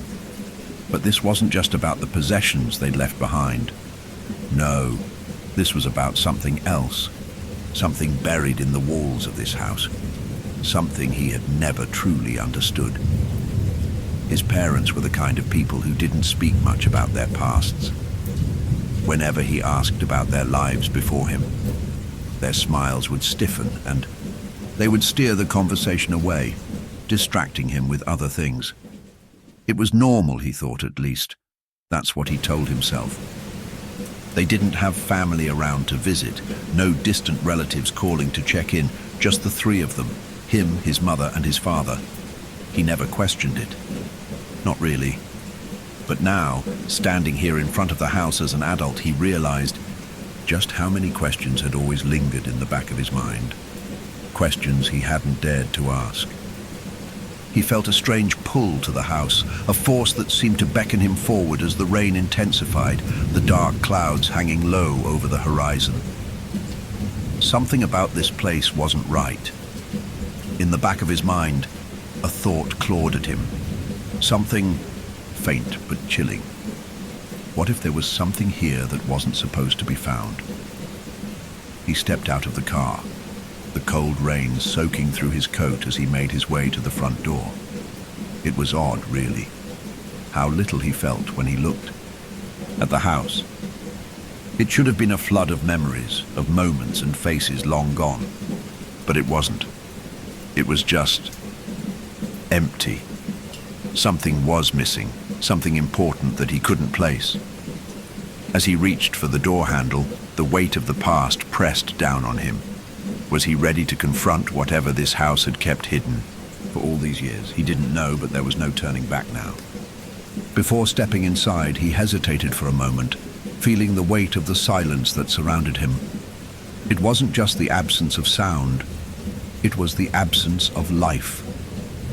Everything was still, as though the house had been waiting for him to return, but to what end? He didn't know, not yet. His fingers brushed against the weathered wood of the doorframe, and an involuntary shiver ran down his spine. Maybe it was the rain, the damp chill in the air, or maybe it was something more. He had promised himself he wouldn't do this, not today, not now. But the pull was irresistible. The idea of walking away, of leaving things untouched, left him unsettled in a way he couldn't explain. He'd spent his entire life pushing aside the unsettling feeling this house gave him, burying it under years of distractions. It had always been there, lurking in the back of his mind, like an itch he could never quite scratch. And now, it was time to face it. As he lifted his hand to push open the door, he took a deep breath, the smell of mildew and damp wood filling his lungs. There was something nostalgic about it, but not in the way he expected. It wasn't a warm, comforting scent. No, it felt more like decay, the kind that happens when something has been left to rot in the dark for too long. But maybe that's what this house was. Rotting in the dark, hidden away, forgotten. He paused before stepping inside, his breath catching in his throat for just a brief moment. Something was watching him. He could feel it in the air, thick and suffocating, like an invisible presence standing just beyond his reach. The hairs on the back of his neck stood on end, but he shrugged it off, telling himself it was nothing more than his imagination. If you enjoy spine-chilling horror and eerie storytelling, a voice in his head seemed to whisper, as if it were guiding him, don't forget to like, subscribe, and hit the bell icon. After all, there's no turning back from what's about to unfold. The reminder was chilling in its simplicity. He had heard it 100 times before, spoken by a voice that knew exactly what would draw him deeper into this house. Something told him the house had its own way of pulling you in, gently, subtly, like the quiet lapping of water before a storm. The moment his foot crossed the threshold, the door creaked shut behind him with a finality that made his chest tighten. There was no going back now. Dim the lights, put on your headphones, and let the rain guide you into a nightmare you won't forget. As the rain continued to pound against the roof, he stepped further into the darkened hallway, the floorboards groaning beneath his weight. The echoes of his footsteps seemed to stretch out longer than they should have. He reached for the light switch and flicked it, but the bulb buzzed and flickered weakly before settling into an eerie half-light. The house felt alive in its own way, groaning and shifting around him, as if aware of his presence.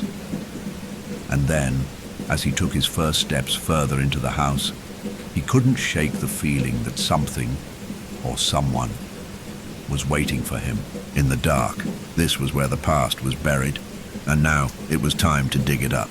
The house, though quiet, had an unmistakable presence. Its walls, covered in faded wallpaper that had long since lost its charm, seemed to breathe, almost as if the house itself had a pulse. The air was heavy with dust, thick enough to stir with every movement, every shift in the shadows. It felt as if the house was more than just a structure. It felt like it had lived through something, experienced something that it wouldn't, or couldn't, forget. The hallway stretched ahead of him, dimly lit by the flickering bulb overhead. His eyes were drawn to the familiar yet unfamiliar details. The old wooden stairs creaked, as though they were warning him of some unspeakable secret. The carpet that once felt soft beneath his feet was now matted and stained. The faded patterns, nearly impossible to make out. It was the same house, and yet everything about it felt wrong. The rooms had been stripped of life, the air too still, too quiet, as though the house itself had been waiting for him to return. He tried to shake off the feeling, pressing forward into the living room. There, the remnants of a life once lived lay scattered in the corners, Dusty furniture, old books, a rusted lamp in the far corner where his mother used to sit and read. The walls lined with family portraits seemed to look at him with judgmental eyes. Each photo had once captured a happy moment, his parents standing beside him on Christmas mornings, vacations and holidays. But as he took in the faces frozen in time, something felt wrong. In every single picture there was a space where a face should have been. His own reflection was always the same, standing with his parents, smiling, laughing, but the empty spots were unmistakable. His parents had always been the focus of these memories, but it wasn't just that.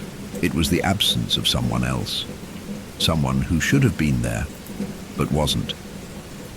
He had always assumed those empty spaces were just the result of old pictures fading away with time, or perhaps his childhood imagination had filled in those gaps. But now, something about them unsettled him in a way he couldn't explain. It wasn't just about the photographs. It was the way the house itself seemed to breathe around him, like it was trying to speak. The echoes of a life he had no memory of, the absence of something important. He moved through the house slowly, almost cautiously, his feet dragging as if the very air itself was pressing down on him. Each room was the same, a shadow of what it had once been. The kitchen, where his mother had prepared meals with her soft hums of contentment, was now dark and barren. The stove, cold and unused, the refrigerator empty save for a few containers of forgotten leftovers. The cupboards, once full of canned goods, were now bare. The house was no longer a home. It was a tomb, holding the remnants of a life that had vanished. But who had left it behind? What had been lost? He continued his walk through the house until he found himself in front of the stairs leading down to the basement. The stairs were narrow, winding and steep. His stomach clenched. He had never liked the basement. Even as a child, there had been something off about it. The shadows, the dampness, the creaking of the floorboards beneath his feet. It had always felt like there was something lurking down there, something hiding just out of sight. But this time, it was different. This time, he had come back to face whatever had been buried, whatever had been locked away. He didn't know why. Maybe it was because his parents were gone, and there was no one left to stop him. Or maybe, just maybe, it was because something inside him told him the truth was down there. He couldn't ignore the feeling any longer. As he stood at the top of the stairs, staring into the darkness below, he felt it again. The same sensation he'd had as a child. The feeling that something was waiting for him down there. Something unseen, something wrong. His hand trembled slightly as he reached for the railing, the cold metal sending a jolt through his body. The old wood creaked under his weight as he began to descend, each step an agonizing reminder of how long it had been since he'd been here. The darkness grew thicker with every step, until he couldn't see anything at all, except the faint flickering light from the hallway above. He finally reached the bottom, and a wave of stale, damp air hit him. He reached for the light switch, his fingers brushing against the rough wall as he searched for the familiar switch. When his hand finally found it, the light flickered on weakly, casting pale, sickly shadows across the room. The basement was just as he remembered, cluttered, musty, and cold. But there was something new about it now, something off. His eyes scanned the room slowly, taking in the boxes, the furniture draped in old sheets, the forgotten relics of the past. And then his gaze fell upon something that made his heart skip a beat. It wasn't supposed to be here. A door that he didn't remember. It was hidden behind a pile of old furniture and boxes, its wooden frame dark and worn, almost as if it had been untouched for years. It was strange. He had never seen this door before, at least not in his memory. And yet, as he stood there, staring at it, a chilling sensation washed over him. It felt like the house was holding its breath, like it was waiting for him to open it. Something inside him screamed to walk away, to turn back and leave the past buried. But the pull was too strong. He had to know. He had to find out what was behind that door. He stepped forward, moving the furniture aside with hesitant hands, his heart pounding louder in his chest. As the pile shifted, the door became clearer, and he realized with a start that it was locked with an old rusty key that seemed out of place, as though it had been waiting there, forgotten, for decades. And with that, a thought crossed his mind, one that seemed impossible. What if I wasn't meant to find this? The door loomed before him, its weathered surface scratched and chipped, as though it had been battered by years of neglect. His fingers hovered over the rusty lock, hesitant. The air around him seemed to grow heavier, thick with something unspoken, something ancient. He couldn't understand why, but it was almost as if the house itself was warning him, urging him not to disturb what had been sealed away for so long. The silence was oppressive, and the darkness in the basement felt more suffocating with each passing second. He forced his hand to steady itself, brushing away the dust from the door's frame. It was strangely cold to the touch, the chill seeping through his fingertips and into his skin. He could feel the weight of the past pressing down on him, heavy and unavoidable. Every instinct screamed at him to leave it alone, to walk away before it was too late. But he couldn't. Not now. Not after everything. The questions he had buried deep within himself over the years seemed to rise to the surface, demanding answers. What was behind this door? What was he about to uncover? His mind raced as he stared at the lock. He had grown up in this house, but this door, this was new. He couldn't recall ever seeing it before, not in any of the places where he had spent countless hours playing and running through the halls as a child.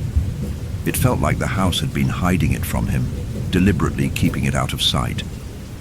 Why? What had they been trying to protect him from? The memory of his childhood was like a jigsaw puzzle, with large, missing pieces. There were things he couldn't remember, things that felt too hazy, too far away to touch. He had often tried to piece together the scattered fragments of his past, but there were gaps in the story. When he was younger, his parents had always told him stories about his life, about their life together. But when he was older, those stories stopped. The questions stopped too. He couldn't remember exactly when it began, but at some point, his curiosity started to wane. His questions about the past became fewer until he didn't ask them at all. It was easier that way. It was easier to let the memories fade, to move on as though everything was fine. But even then, even when he convinced himself that everything was normal, there had always been something unsettling about the house, something he couldn't put his finger on. As a child, he had spent countless hours playing in this basement. He and his imaginary friends, of course. That's what his parents always called them, right? Imaginary friends. But sometimes, just sometimes, he would hear a voice calling him, faint but insistent. A soft whisper, like a lullaby carried by the wind. He'd run up the stairs to his parents, convinced that someone was down there with him, someone real. But they always assured him it was nothing. Just your imagination, sweetheart, they would say, smiling, their voices calm and reassuring. But was it really his imagination? Or had they known something that they had never told him? Now, standing in front of this locked door, the memory of those whispers returned to him in full force. The hair on the back of his neck stood up. He could almost hear the voice again, that gentle, coaxing tone that seemed to echo through the very walls of the house. Come closer. He shook his head, trying to dismiss the thought. This wasn't the time for old fears, not when the answers he had been searching for were right in front of him. His hand trembled slightly as he took the key from his pocket, the old tarnished key he had found in his father's drawer earlier that day. His father had kept so many things hidden, locked away in drawers that he was never allowed to open. But this key had felt oddly familiar when he'd found it. He didn't know why, but he had felt compelled to take it. The key fit into the lock with a satisfying click. The sound reverberated through the basement louder than he expected. His breath caught in his throat as the door creaked open, the darkness beyond swallowing any light from the basement. The musty scent of mildew and old wood hit him immediately, the smell more pungent than he had anticipated. But it wasn't just the scent of an old forgotten room. It was something else, something older, something that had been trapped here for far too long. He stepped forward, the wooden floor creaking beneath his feet, as if protesting his presence. A low, almost imperceptible hum filled the air, a sound that seemed to come from nowhere and everywhere at once. It was unnerving, like the very walls were vibrating with a presence, a force that had been lying dormant for decades. The room beyond the door was small, but what he saw inside made his heart race. There was something off about it, something unnatural. It was a child's room, but it had been untouched for years. The furniture was old but in pristine condition, as though someone had carefully maintained it over the years, never allowing it to fade or deteriorate. A small bed sat in the corner, covered with a faded quilt, and a dresser stood beside it, its drawers neatly closed. What struck him the most, though, were the walls. The walls were covered with drawings, sketches of strange and unsettling scenes, the likes of which he couldn't quite understand. The drawings were crude, childlike, but there was a darkness to them that made his stomach churn. Some were filled with shapes and lines that twisted unnaturally, while others depicted faces, familiar faces. His own face smiling, drawn in ink, standing beside another figure, a figure that looked so eerily similar to him, but with hollow, empty eyes. He stepped back, feeling a chill spread through him. The drawings were unsettling, yes, but it was the absence of something that made his blood run cold. There was a feeling in the room, a weight to it. Something had been in this room, something that shouldn't have been. It was then that he realized the room was more than just forgotten. It had been locked away, hidden for a reason, and that reason, whatever it was buried deep in the walls of this house, just waiting to be uncovered. The room was unnervingly still, the faint hum in the air seeming to grow stronger as he took another step inside.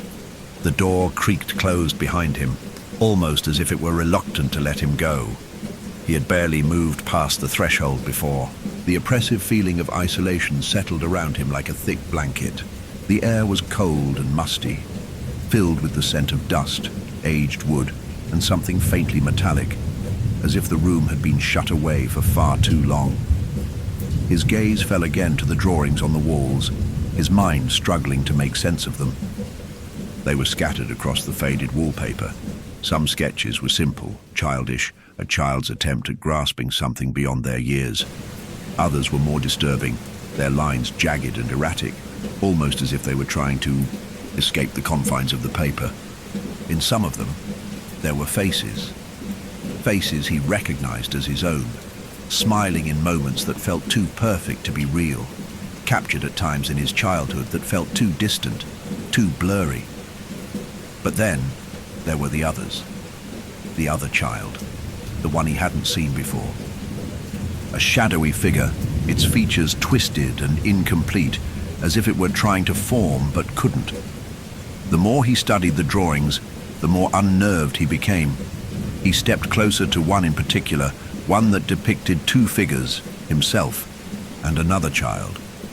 The other child was standing beside him, staring at the artist with hollow, wide eyes. But what was more unsettling was how this child seemed out of place, as if it didn't belong. Its proportions were wrong, its face too long and distorted. He felt a tightness in his chest as his mind tried to piece together the image, but something inside him recoiled from the attempt. The room felt colder as he continued to study the drawings, his breath now visible in the frigid air. There was a weight to the atmosphere, a stifling pressure that seemed to draw him further into the room.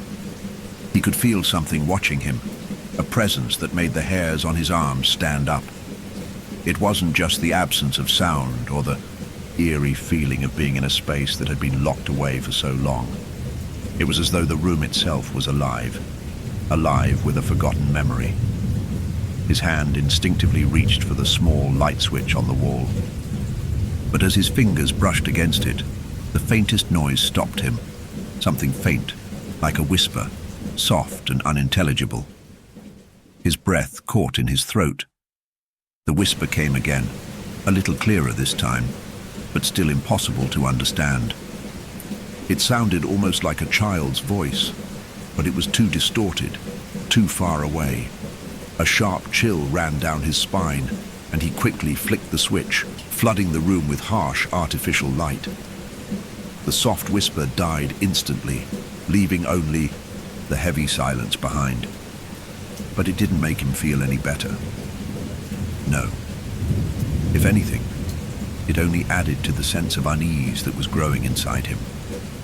The shadows cast by the furniture seemed longer now, stretching unnaturally across the room, as though they were reaching for him, pulling him closer to the heart of this secret.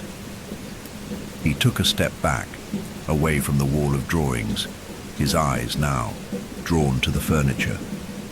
There was an old wooden chair positioned near the small bed, as if someone had left it there recently. It was odd, given how undisturbed the rest of the room looked. The bed was made neatly, the covers pulled taut and smooth with no sign of any recent disturbance. But the chair looked as if it had been used not long ago. Its worn seat, the arms polished from use, its back slightly creaked as though someone had sat there, leaning forward, perhaps even watching. But who would have used this room? Who would have sat in that chair, staring at the drawings on the wall for hours on end? The more he looked, the more it felt like the room was holding on to something, keeping it hidden just beneath the surface. There was something he wasn't seeing, some piece of the puzzle that hadn't yet clicked into place.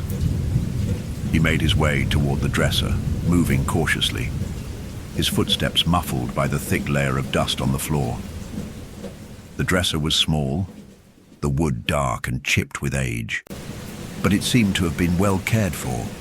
It was strange how out of place it felt in this forgotten room, this space left to decay in the bowels of the house.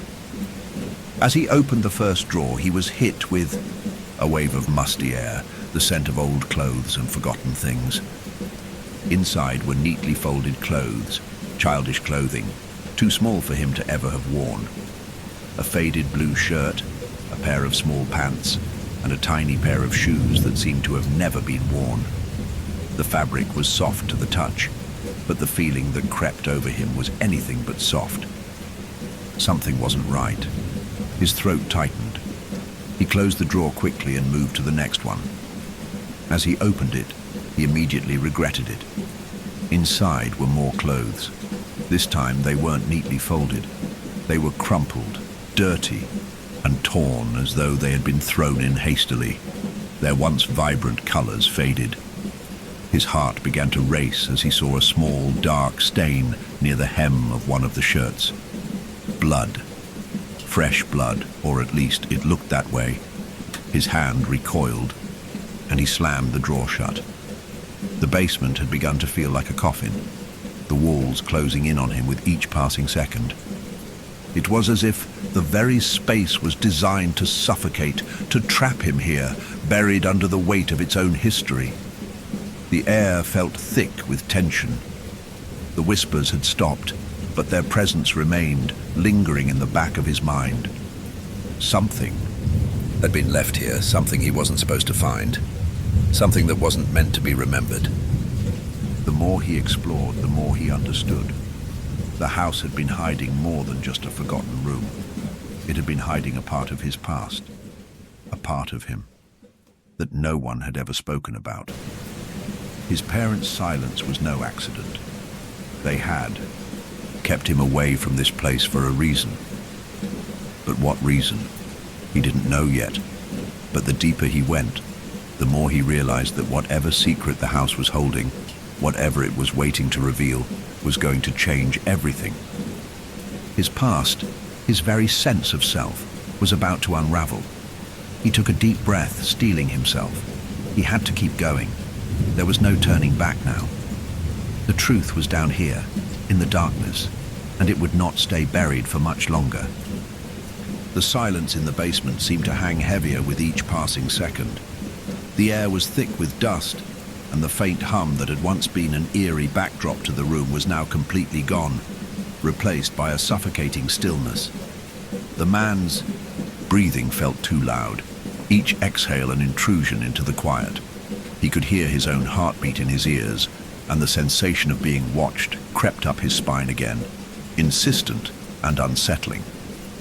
His eyes were drawn back to the strange door. It was the only thing in the room that seemed to stand apart from the clutter, almost as though it had been placed there intentionally, hidden from view for years. The door was so out of place, small, unremarkable in itself. But somehow it felt like it had always been here, always waiting for him to find it. It didn't belong in the basement. Nothing about it made sense. It was as if it had no right to be part of the house, yet here it was, demanding his attention. With a deep breath, he walked toward the door again. His steps were slower this time, more deliberate. There was no denying it now. Whatever was on the other side of that door was important. He had to know. The weight of curiosity was crushing him, pushing him forward, while every instinct inside him screamed to leave, to walk away, and pretend he hadn't seen it. He reached the door, his fingers hovering just above the doorknob for a long moment. A sense of foreboding washed over him, as if he were about to unlock something that should never have been opened. But there was no turning back. The key was still in his hand, cold and solid, like a weight he couldn't ignore. The door called to him with a strange urgency, as if it was ready to reveal its secrets. He placed the key into the lock. The old metal groaned as he turned it, the sound reverberating through the stillness of the basement. The door didn't just creak open. It seemed to resist him, like it had been sealed for a reason, as though the house itself was trying to keep him from what lay beyond. But with a little more pressure, the lock clicked, and the door slowly, reluctantly, swung open. The moment the door cracked open, a cold draft rushed out, carrying with it the stale scent of old wood and something else. Something faintly floral, but sickly sweet, as if the scent had been trapped in this space for too long. The light from the basement didn't quite reach inside, leaving the room beyond shrouded in shadow. But as his eyes adjusted, he could just make out the outlines of furniture, of things that seemed so out of place in the house. His heart began to race again. Stepping into the room felt like stepping into another world. The air was different. In here. Softer. Almost as if time had slowed down and settled in, like the room had been forgotten by everything else. The walls were a soft, faded pastel, and the floors were carpeted with plush, deep pile carpeting that hadn't seen the light of day in decades. A single, small window was located high on one wall, its curtains drawn shut, leaving the room in an eternal twilight. There was a bed in the corner, small and neatly made, with a delicate quilt of patchwork fabric. On the wall opposite the bed, a dresser stood, its wooden surface scratched with age, but still solid, untouched by time.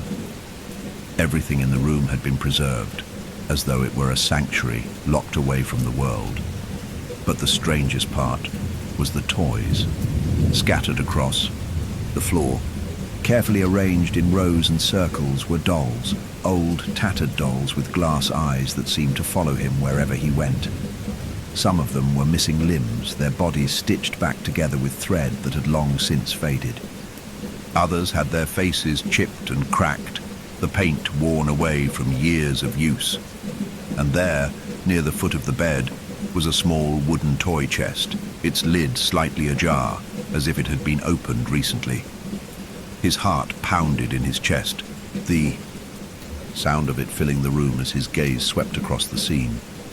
Everything about the room felt wrong, like it was a snapshot from a forgotten memory suspended in time.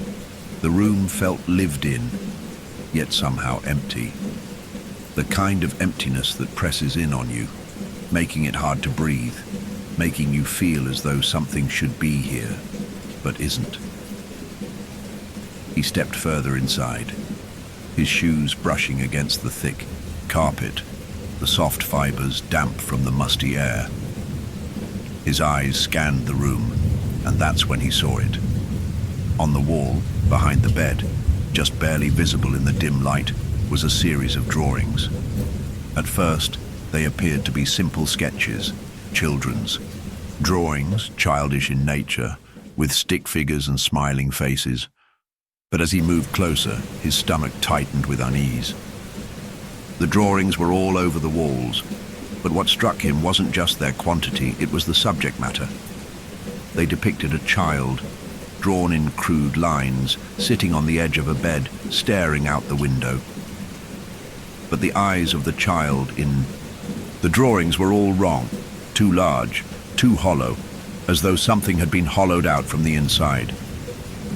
And in some of the drawings, there was another figure beside the child, its face shrouded in shadow, its body hidden in darkness. The longer he looked at them, the more uncomfortable he felt, as if the child in the drawings was looking at him, not the wall. His eyes flicked back and forth, tracing the figures, the posture of the child in each one, sitting still, hands folded neatly in front, always looking out the window. But the face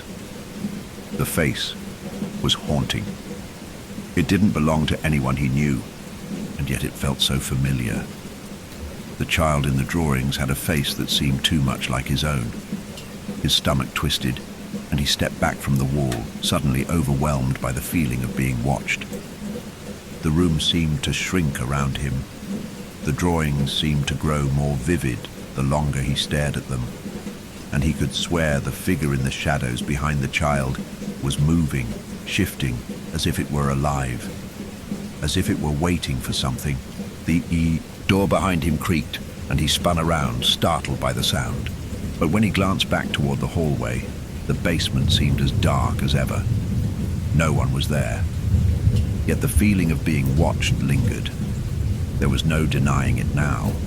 This room, with its odd preservation, its strange toys and drawings, was hiding something. Something he wasn't meant to find.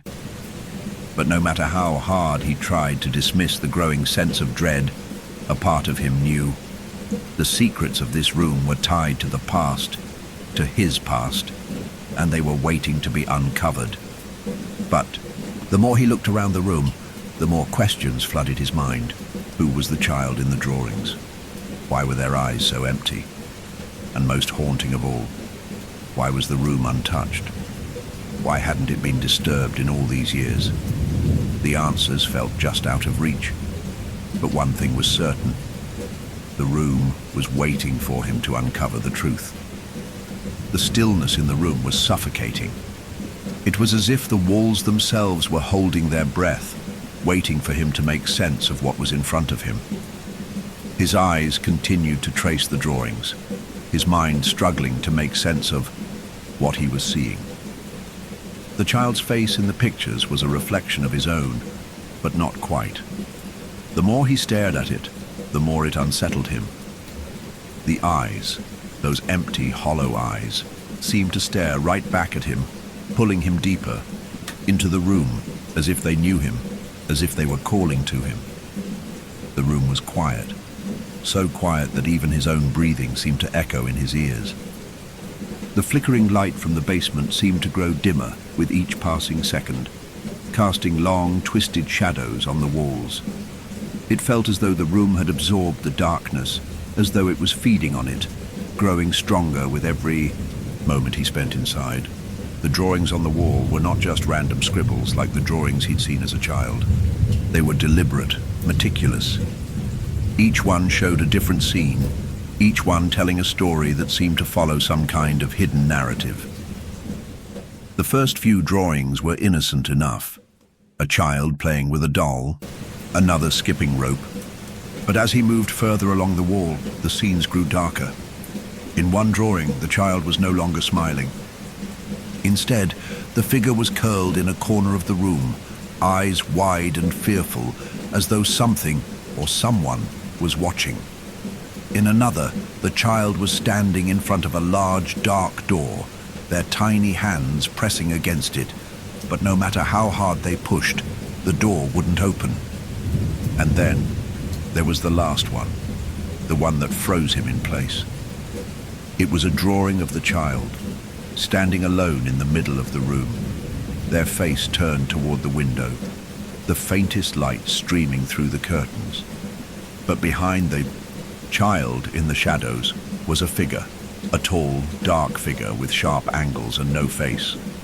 The figure seemed to stretch across the room, its long limbs twisting and contorting as if it were moving toward the child, its shadow consuming the room. And the child? The child was looking out the window, unaware, completely oblivious to the danger behind them. The sense of dread intensified. A cold shiver ran down his spine, his heartbeat quickening as he stepped closer to the wall. The figure in the drawing, the shadowy one, reminded him of something, someone, but he couldn't place it. The more he thought about it, the more his stomach churned. It was as though the room was forcing him to relive something long buried. He turned his back to the wall, taking a step back, as if he could escape the images staring back at him. His eyes darted to the small bed in the corner, then to the dolls scattered across the floor. The room felt oppressive, too close. The air was thick, charged with an energy he couldn't explain. He felt like a trespasser here, like he didn't belong. And yet, something was pulling him deeper into the room. The need to understand, to uncover the truth, was overwhelming. There was a sudden creaking sound, and he spun around, his pulse racing. The floorboards groaned beneath him, but there was no one there, nothing to explain the noise. The room was still, the shadows just as they had been a moment ago. But he couldn't shake the feeling that he wasn't alone. His gaze landed on the small wooden toy chest at the foot of the bed. It sat there, innocently enough, but the way it was positioned, slightly open, sent a ripple of unease through him. Why had it been left like that? It looked as though someone had been rummaging through it, but why? He hadn't touched it yet, hadn't even considered opening it until now. But now, it was as if the chest was calling to him, urging him to open it to see what lay inside. He took a slow, careful step toward it, his heart beating faster with every inch he moved. His hand reached out, his fingers brushing against the rough surface of the chest. The wood was cold to the touch, its surface smooth and worn. He could feel the weight of something inside, something small, something alive, with a strange, unsettling energy. With a trembling hand, he lifted the lid. It opened with a low, reluctant creak, as though it had not been disturbed in years. The interior of the chest was dim, but as his eyes adjusted to the light, he could make out the outlines of objects inside, old faded toys, and then something else. There, in the far corner of the chest, was a bundle of what looked like tattered clothing. But it wasn't just any clothing. It was child-sized, the same clothes he had seen earlier, the ones folded neatly in the dresser. But this was different. These clothes were stained, torn, and discolored, as though they had been through something horrible. He reached for the bundle cautiously, his stomach knotting as he lifted it from the chest. Inside, wrapped carefully in the fabric, was a small object, a doll. It was unlike any doll he'd ever seen before. Its body was made of fabric, its face stitched with a sad, twisted expression that seemed too lifelike, too real. The eyes, like the drawings on the wall, were hollow, staring at him with an intensity that made his skin crawl. The moment his fingers made contact with the doll, the air in the room seemed to change. It felt heavier, colder, as though the room was suddenly more aware of his presence. The doll's eyes seemed to follow him, its head tilting slightly as though acknowledging his touch. A cold gust of wind suddenly swept through the room and he gasped, looking toward the window. The curtains fluttered briefly, as if caught in the wind, but the window was shut tight. There was no breeze. The room was still. Too still. A faint whisper, barely audible, brushed against his ear, and his breath caught in his throat. It was the same voice he had heard earlier, but this time it was clearer. "Come closer." He froze, his body tensing. His hand trembled as he held the doll, and for a moment, he could have sworn it moved in his grip, shifting just slightly as if alive. A sickening feeling rose in his throat, and he quickly dropped the doll back into the chest, slamming the lid shut. His heart was pounding in his chest now, his breathing shallow as he took a step back, away from the chest, away from the suffocating darkness of the room. The feeling of being watched, of something lurking just beyond the edge of his perception, was overwhelming. The room, with its strange toys, its unsettling drawings, and its hidden secrets, felt alive. Alive in a way that no room should ever be. He backed toward the door, feeling the weight of the house pressing in on him, its secrets pushing against. His mind trying to force him to understand something he wasn't ready to see. But even as he turned to leave, the whispering began again, this time louder, more insistent. Come back to me." The whispers lingered in his mind, like a persistent echo, following him as he stumbled back toward the door. His heart was racing, thundering in his chest, as if trying to escape the grip of the room. The air felt colder now, colder than it had been when he first entered, as if something had changed in the very essence of the space. Every instinct screamed at him to run, to get out of that room and never look back. But the pull of the room, the strange, unnerving sense that something important was being withheld from him, kept his feet rooted to the ground. He reached for the door, his fingers trembling as they brushed against the cool, rough wood. The handle felt too cold, almost unnatural, but he gripped it tightly, his mind spinning with questions. What had he just seen? What was that doll? And why did it feel so familiar, as though it had been a part of his life once before? Before all of this? His eyes darted back toward the toy chest, the faintest sense of dread clawing at his throat. He hadn't finished looking inside. There was more there, more that he couldn't bring himself to investigate, but the more he tried to shake the thought from his mind, the more it grew, like an insistent voice, whispering louder with every passing second. What if that doll meant something? What if it's part of the key? With a shaking breath, he turned back to the chest, unable to resist. The compulsion to understand more. He had to understand. His fingers hesitated over the lid, but the urge to uncover the truth was overwhelming. As he lifted the chest's lid again, the cold air seemed to rush out like a breath, and his stomach tightened with unease. But this time, as his eyes scanned the contents of the chest, something was different. The air felt thicker now, heavier, and as he looked deeper into the chest, the objects inside didn't seem quite as they had before. The pile of clothes that had once been neatly folded appeared disheveled, almost shifting as though something inside was alive, moving, squirming. His pulse quickened, his throat tightening with a sense of impending terror. He wanted to close the lid, to run from the room and leave it all behind, but something kept him there, his hand still hovering over the chest, drawn by a force he couldn't explain. That's when his gaze landed on something that made his blood run cold. At the very bottom of the chest, beneath the doll and the clothes, was something else, something that didn't belong. It was a small, crumpled piece of paper, yellowed and torn at the edges, as though it had been tucked away in haste. hidden from view for years. His hand trembled as he reached for it, the edges of the paper rough and fragile beneath his fingers. As he unfolded the paper, he saw something that made his breath catch in his throat. It was a photograph. A black and white photo of a family, his family, but with a glaring difference. There, in the center of the picture, was another child. A child who wasn't in any of the photos he had seen growing up. A child he didn't recognize, standing beside his parents and himself. The child was small, no older than 6 or 7, with dark hair and wide, hollow eyes that stared directly at the camera. His stomach churned as he stared at the child. There was something about those eyes, those hollow eyes, that made his skin crawl. It was as if they were staring through him, not at him. The child's presence in the photograph was almost unreal, out of place, as though they didn't belong.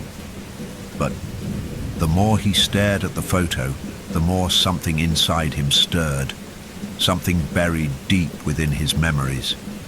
His mind flashed back to fragments of his childhood, things he had long forgotten, or perhaps had never truly remembered. It was as if the photo was unlocking something within him, forcing a flood of memories to the surface. The laughter of a child echoed in his mind, high-pitched and innocent, but quickly replaced by something darker, something whispering in the dark corners of his room, something soft, almost like a lullaby. The name of the child in the photograph flashed in his mind, though it was quickly swallowed by the growing darkness of his thoughts. The name. What was it? The photo began to feel like a key, one that was unlocking something he had never been told, something he wasn't supposed to know. The truth was here, staring at him in the face. His mind raced to make sense of it, but the more he tried, the more his thoughts slipped through his fingers, as if they were fragments of a dream he couldn't hold on to. Suddenly, it hit him. The child in the photo, the one standing beside his parents, wasn't a stranger. It was him. Or at least it looked like him. But no, that wasn't possible. He was here, in the basement, standing in front of the toy chest. But the child in the photo had been taken years ago, decades ago. The child couldn't be him. Could it? A wave of nausea washed over him as the realization hit like a blow to the chest. The child in the photo wasn't just some forgotten face. It was a sibling that had never been mentioned, never acknowledged, never spoken of. His parents had always told him he was an only child. He had never had any brothers or sisters. So who was this child? And why had they kept them hidden? The answers came rushing toward him now, too fast for him to process. The room seemed to close in on him as the truth began to form in his mind. He wasn't just uncovering a forgotten part of his past, he was unearthing a lie his parents had built their entire lives around. They had never had just one child, they had 2, but this other child, this sibling, had been erased, hidden away. And now it was clear why. The whispers returned, faint but insistent. You knew me. You remembered me. His hands shook as he placed the photograph back into the chest, slamming the lid shut with a force that startled him. The room felt colder now, darker. The very air seemed to crackle with energy, as if the house itself were alive, responding to the truth he had uncovered. And then just as quickly, the whispers stopped. A silence filled the room, unnatural, oppressive. But within that silence was the undeniable truth. There had been another child, a sibling he had never known, and they were part of the dark history buried in this house. But what had happened to them? Where had they gone? Why had they been erased from his life? As he stood in the small, forgotten room, the answers felt like they were within reach, but the more he tried to grasp them, the further they slipped away. All he knew now was that whatever had happened to this sibling was the key to everything. And until he discovered the full truth, the whispers would never stop.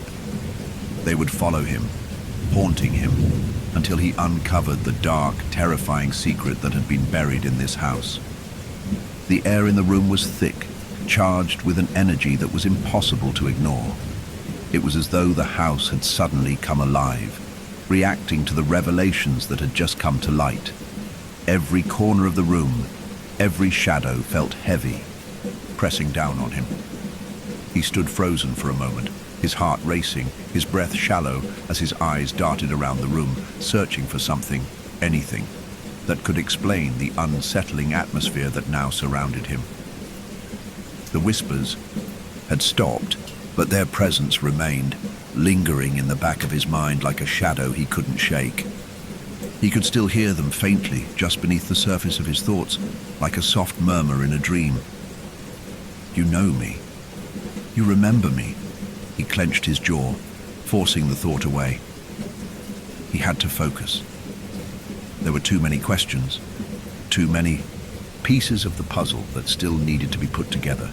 His parents' lies, the photograph, the hidden room, it was all connected. He felt it in his gut. But as much as he tried to focus on the facts, the reality of what he had just uncovered felt almost impossible to comprehend. The room was quiet, but that silence was deceiving. There was something else in the air now, a presence that made his skin prickle. It was subtle at first, just a feeling, a weight in the room that hadn't been there before.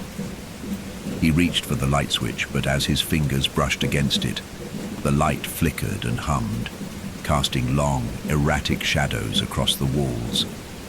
The flickering was harsh, almost unnatural, like a warning. He stepped back from the wall, the sense of unease growing with every passing second. Something was wrong. He could feel it in his bones. The room, once so still, now felt like it was shifting, its atmosphere thickening, closing in around him. He tried to take another step back, but the room seemed to stretch, to distort, as if the very air had thickened to a point where he couldn't escape it, and then a sound, faint at first, reached his ears. It was a soft, rhythmic thumping, almost like the sound of footsteps, but lighter, more insistent. The noise seemed to come from nowhere and everywhere at once, filling the room with a growing sense of tension. He glanced around, his eyes darting from corner to corner, but there was no one there. The thumping grew louder, closer. He could feel the vibrations in the floor beneath him, the sound reverberating up through the walls. He reached for the door, but it wouldn't budge. The knob twisted in his hand, but the door seemed to be stuck, as though something was holding it shut from the other side. He cursed under his breath, panic starting to creep into his chest. What was happening? Why wouldn't the door open? The thumping continued, now accompanied by a soft, dragging sound, like something heavy was being pulled across the floor. The hairs on the back of his neck stood on end as the noise seemed to move closer, circling him, drawing nearer. The temperature in the room dropped suddenly, the coldness wrapping around him like an icy vice. His breath came out in visible puffs, the chill biting into his skin as if the very room itself had turned against him. He reached for his phone, fumbling with it in the darkness, but the screen flickered and went blank before he could unlock it. The thumping grew louder, now almost deafening, as if the floorboards themselves were trembling under the weight of whatever was moving just beneath them. And then, silence. The cold lingered, suffocating, thick in the air, but the noise had stopped. The room was still again, too still. He stood frozen, unsure of what had just happened, unsure of whether he had imagined it all or if something truly otherworldly had just passed through him. His mind was racing, 1,000 thoughts crashing into each other, trying to make sense of what he had just experienced. But no matter how hard he tried to calm himself, the feeling of being watched remained. He glanced around the room, eyes scanning the corners, the ceiling, even the floor. But there was nothing there. No sign of life, no sign of movement. His breath was shallow as he inched closer to the door again, this time with more determination. His fingers wrapped around the handle, and with a firm twist, the door gave way. He swung it open and stepped into the hallway, his pulse pounding in his ears. The light in the basement flickered one last time, casting a shadow across the doorframe, before it finally died, plunging the room into complete darkness.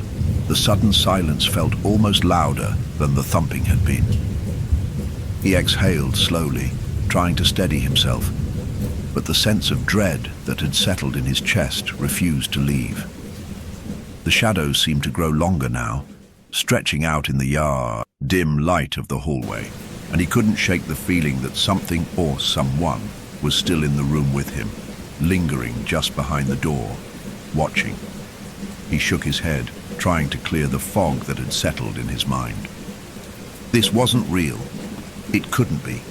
He had to keep moving forward. He had to finish what he had started. The answers were within reach. He could feel it. But no matter how hard he tried to push the fear aside, it clung to him like a second skin. He moved down the hallway, his footsteps echoing in the stillness. Every creak of the floorboards, every soft groan of the house felt like a warning, a reminder that the house was alive with something hidden in the dark spaces between memories and secrets. And as he made his way toward the stairs, he heard it again. The whisper, just as faint as before, but unmistakable. Come back. His heart skipped a beat as he turned around, scanning the hallway behind him. But there was nothing there. Nothing but the shadows. The whispers, however, grew louder now, growing in intensity until they filled his ears. Come back to me. You remember me. Come back. He gritted his teeth, fighting the rising panic. The voice was familiar, yes, but it wasn't his parents'. Wasn't anyone he recognized. It was a child's voice. A voice from his past, long buried, calling him back to where it all began. He turned, finally heading for the stairs. But just before he reached the top, he heard something that froze him in place. A small laugh, soft but unmistakable, echoed through the hallway. The sound of a child's laughter, the child in the drawing, the one who had never existed. And just like that, the realization hit him harder than anything else. He had never been alone in this house. Not really, not ever. And whatever had been left behind, the truth buried in the walls of this place, was never going to let him leave. The laugh still echoed in his ears as he climbed the stairs, his legs feeling heavy like they were made of lead. He hadn't thought to run, couldn't bring himself to leave the house just yet. There was too much to understand, too much left, unanswered. But the closer he got to the top of the stairs, the more the room around him seemed to distort. The edges of the walls blurred, and the shadows seemed to gather in the corners, growing darker, thicker. The house itself felt like it, was pulling him back down into the depths, like it was trying to swallow him whole. He took a shaky breath and forced himself to move forward. His hands were clammy, his pulse racing with the kind of adrenaline that only fear could provoke. He reached the hallway and for the first time since entering the house, paused. He could feel the weight of the silence around him pressing down on his chest. The air was thick with anticipation, as if the house itself was waiting for him to make his next move. But what was he supposed to do? Where was he supposed to go? He needed answers. The photograph, the dolls, the room in the basement, the strange, unsettling whispers. Everything was pointing to something he was missing. There had to be more information somewhere, something that could explain it all. The knowledge he had uncovered wasn't enough. It was only the beginning. He had to know who the child in the drawings was. He had to know why they had been erased. He turned to the shelves along the walls of the hallway, his eyes scanning the cluttered surfaces, old books, photos in faded frames, knickknacks that had been left to gather, dust. His gaze lingered on a small bookshelf in the corner, where a collection of old books sat, their spines cracked and worn. They looked untouched, sitting there as though they had been waiting for him to pick them up. Without thinking, he walked over to the shelf, his fingers brushing lightly across the bindings. One book in particular caught his attention. It was an old leather-bound journal. The edges were frayed, the pages yellowed with age. He pulled it from the shelf, feeling a strange weight in his hands, a weight that felt different from the other books, heavy with significance. He opened the cover, revealing handwriting that was neat and precise, though the ink was faded in places. The first page was dated over 30 years ago. It was dated to the year he was born. He scanned the first few lines, his heart beginning to race as the words blurred before his eyes. Today marks the first day of our new life. A new beginning. We are finally safe. It feels like a weight has been lifted from our shoulders. I can't wait to watch him grow. I know he'll be just like me. His breath caught in his throat as he continued to read. The journal entry, written in his mother's unmistakable handwriting, spoke of hope and a new start. But as he turned the pages, he saw that the tone shifted.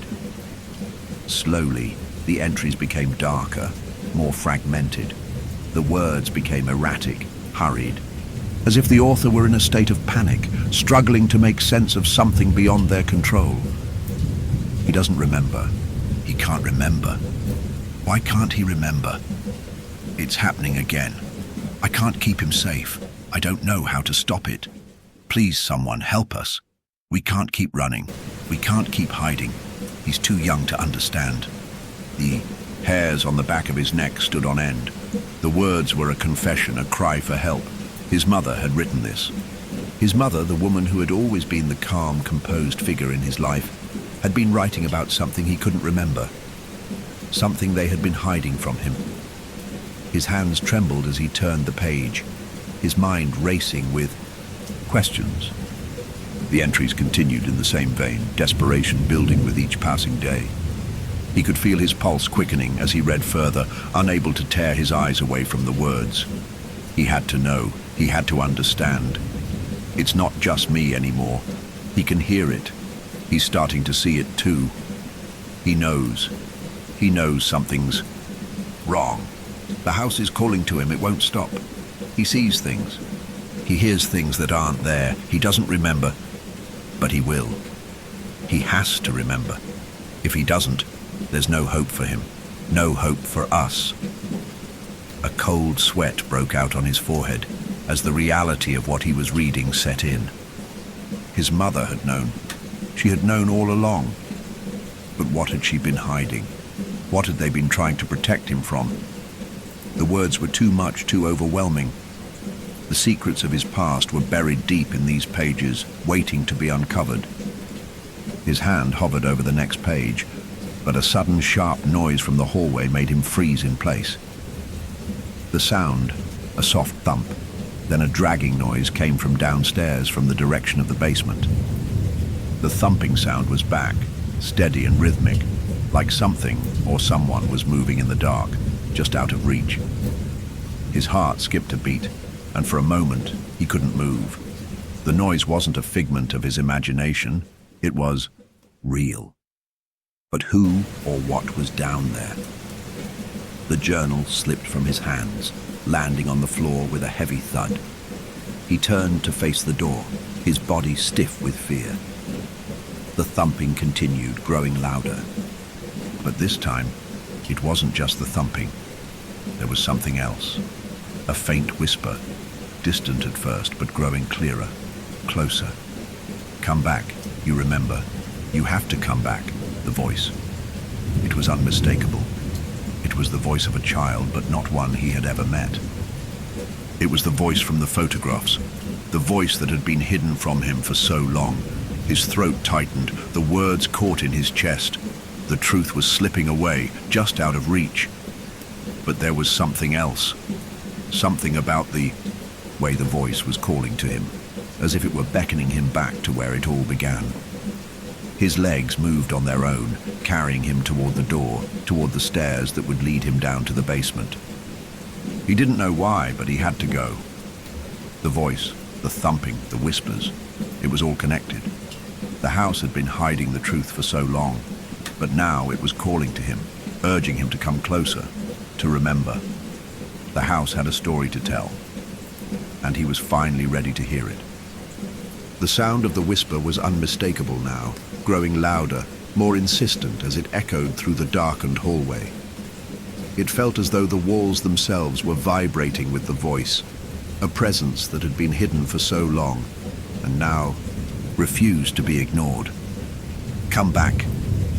You remember." The voice called to him, pulling him toward the basement once more. He stood at the top of the stairs, his feet frozen in place as his mind raced.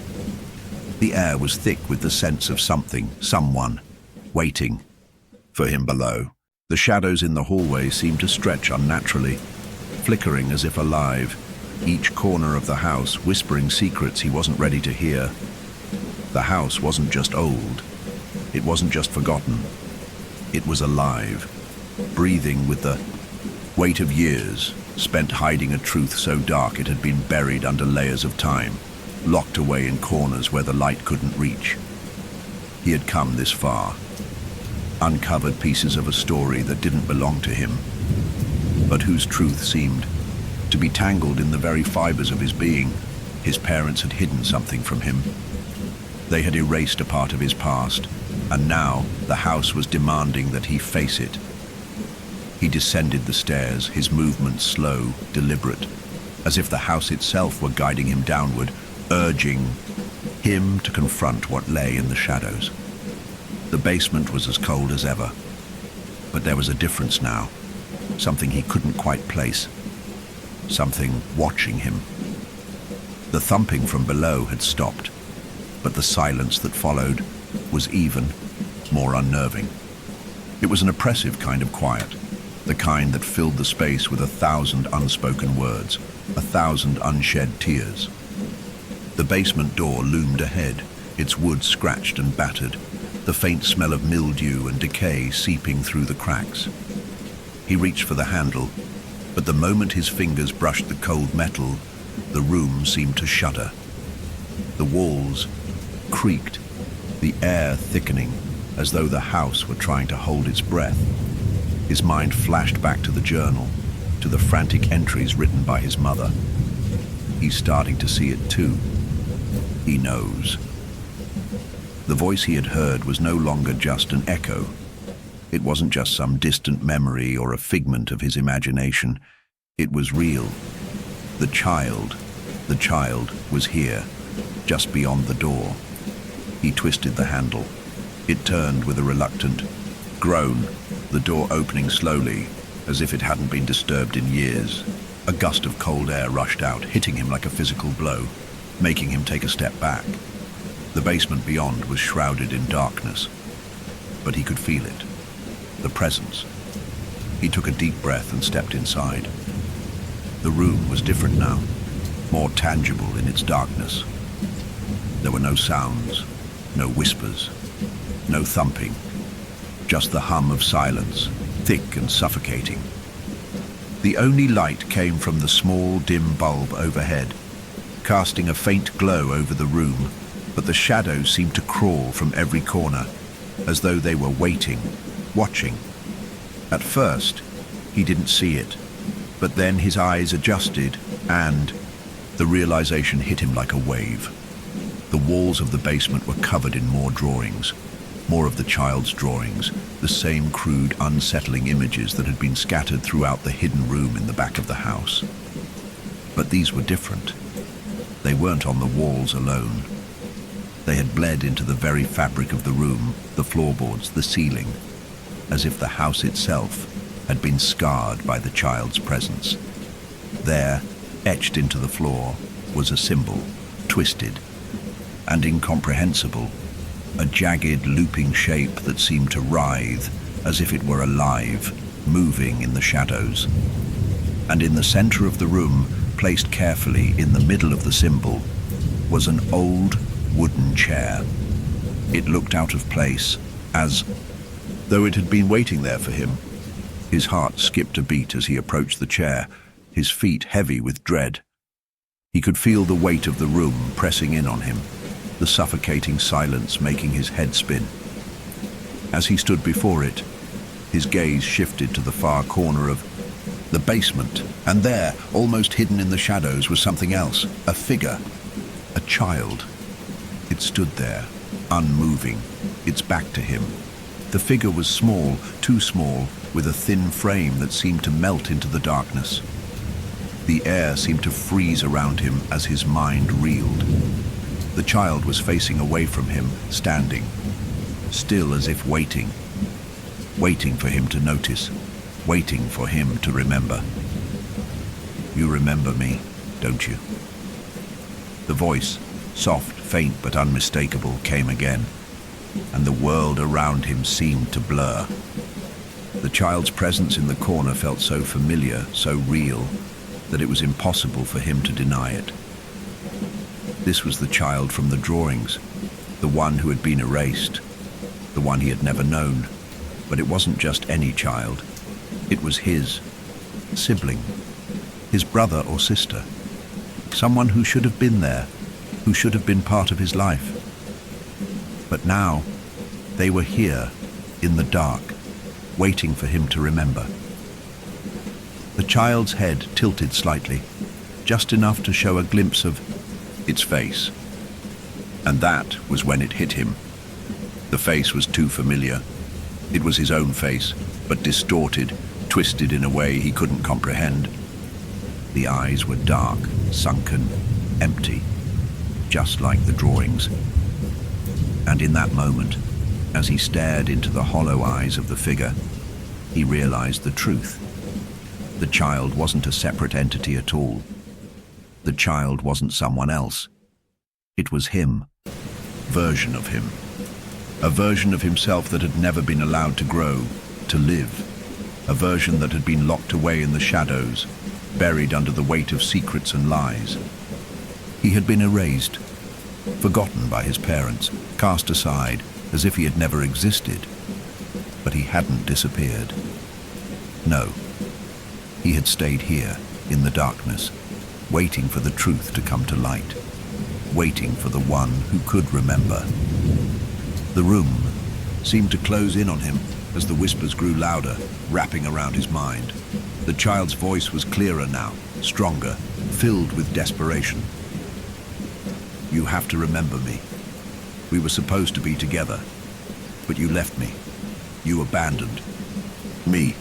He felt his legs buckle beneath him, his body overwhelmed by the sudden surge of memories, fragmented flashes of a life that had never been allowed to exist.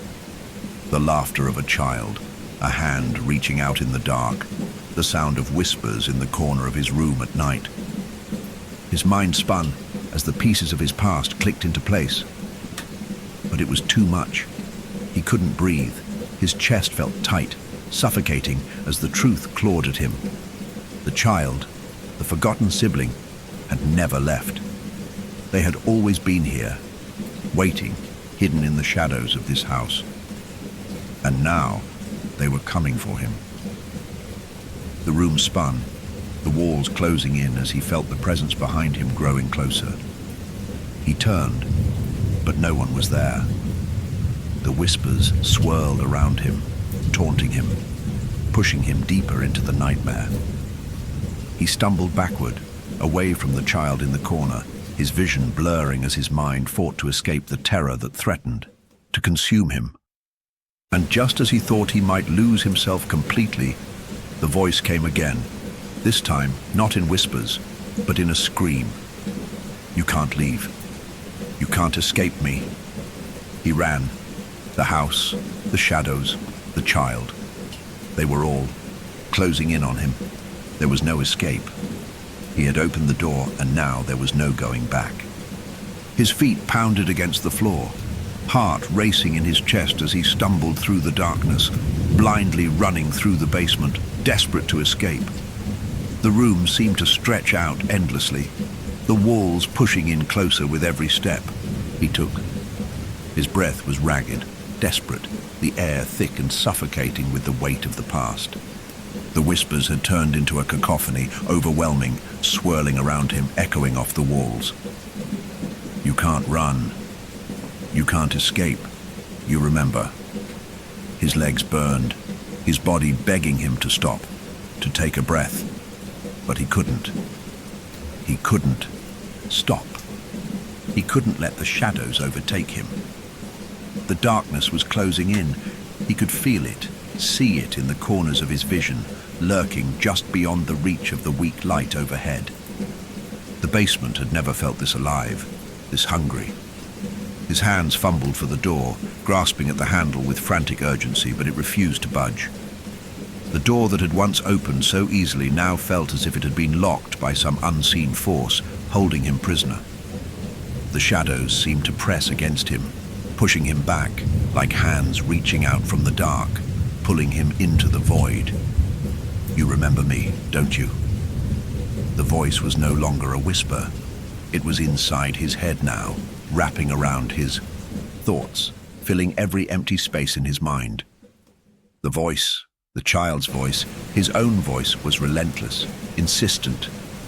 It was a voice that belonged to someone who had never been allowed to exist, to someone whose memory had been buried beneath layers of lies. The floor beneath him shifted suddenly, and he stumbled forward, his hands catching the edge of the basement workbench. His chest heaved as he tried to steady himself, but everything was spinning. The room seemed to tilt as the sound of his racing heartbeat drowned out the whispers. He closed his eyes, trying to steady his mind, to block out the overwhelming tide of memories flooding his thoughts. He could remember now. He could see it, feel it. The memories that had been locked away, the ones he had tried so hard to forget. His parents' eyes, cold and distant, their avoidance, their silence when he asked about his past, their refusal to talk about the past, to mention anything before him, the emptiness he had always felt, the strange feeling that he had been alone even when surrounded by people, the laughter, his own laughter, childish and carefree, but so distant now, the figure of a child, his twin, a version of him that had been erased. He had forgotten, and they had made him forget. His parents had hidden the truth, buried the memory so deep that even he couldn't recall it. But now it was too much. The flood of memories, the suffocating realization, it was all crashing down on him at once. The room spun faster, the shadows twisting and stretching as if they were alive, reaching for him. He grasped at the workbench, trying to hold on, but his hands were slick with sweat, his fingers numb with fear. His body shook uncontrollably, his mind fracturing under the weight of the revelation.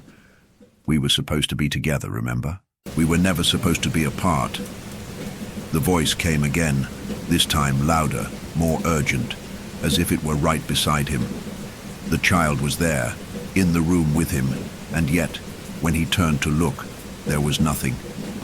Just the darkness, thick and suffocating, pressing against him from every angle. He couldn't breathe. His chest tightened as panic surged through him, a primal fear clawing at his insides. His vision blurred, and for a moment, he couldn't tell what was real and what was not. The walls seemed to close in, the basement shrinking until there was no space left, no room to escape. The whispers were everywhere, swirling around him, suffocating him. He screamed, the sound breaking free of his throat before he could stop it. But even his scream seemed to be swallowed by the darkness, lost in the suffocating silence that followed.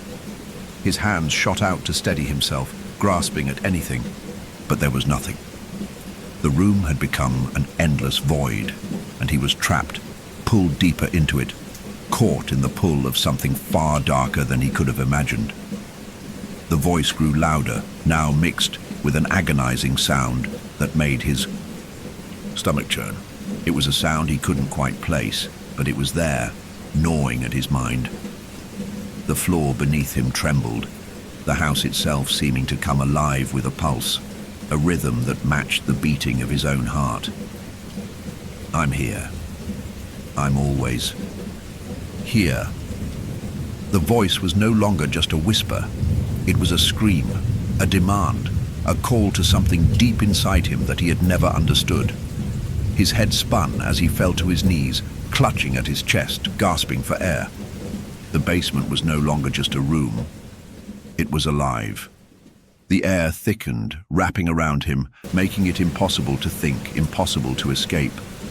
The walls pulsed with a rhythmic beat, the same beat that matched the frantic pounding of his heart. It was as if the house itself had become a living, breathing entity, consumed by the need to keep him there.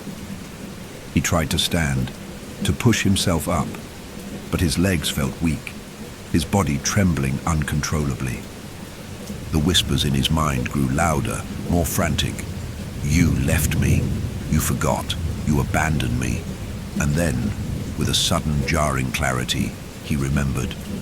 The truth hit him like a physical blow, a rush of realization so powerful it sent him reeling. The child in the corner of the room, his twin, his forgotten sibling, had never been gone. No, they had never left. They had always been there, trapped in the house, trapped in the walls, waiting for him to remember, to acknowledge. Them, you remember me now. The voice, his own voice, rang out in his ears, and for a split second, he swore he could feel the cold hand of the child's touch brushing against his skin. The warmth of the child's body, the ghost of the child, pressed against him. And, for just a moment, he was not alone. The moment was fleeting, but it was enough. It shattered him. The house had never let go. The child, his sibling, was still here, a part of the house, a part of him. The memory had been buried so deep that even he had forgotten it.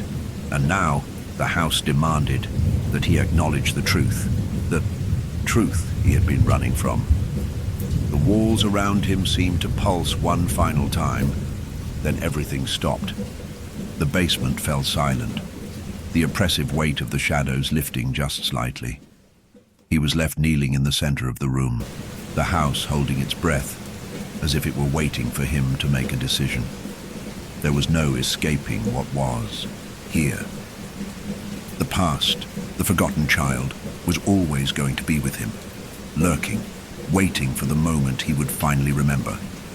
But in that silence, he realized one undeniable truth.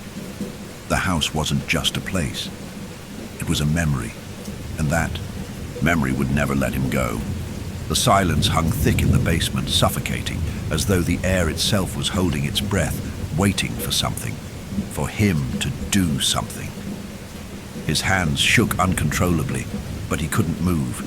His legs felt as though they were made of stone, frozen in place, his body caught between fight and flight.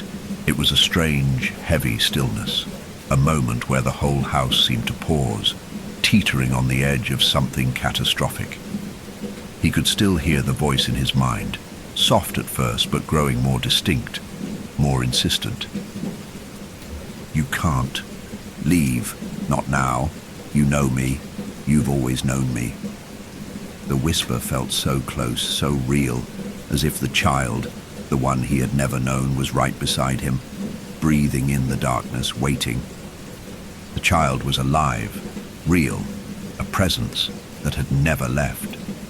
And as the weight of that truth pressed down on him, his chest tightened painfully. The air felt heavier than before, thick with memories that refused to be buried. The realization that the child had always been there, that part of him had been erased, was a truth he couldn't escape. His sibling, lost and forgotten, had been trapped here, in the house, in the walls, in the very fabric of his memories. And now the house was demanding that he acknowledge it. The child wasn't just a shadow from the past. They were a living, breathing fragment of his existence, waiting for him to come face to face with the broken pieces of their shared history. He took a tentative step forward, then another, each movement a battle against the overwhelming urge to turn and run. The basement was closing in on him, the darkness pressing against his skin, the silence now punctuated by the faint echo of his footsteps. He didn't want to do this. He didn't want to face what had been hidden from him. He had spent his entire life trying to forget, but there was no avoiding it now. As he reached the center of the room, his eyes were drawn to the corner where the shadowy figure had once stood.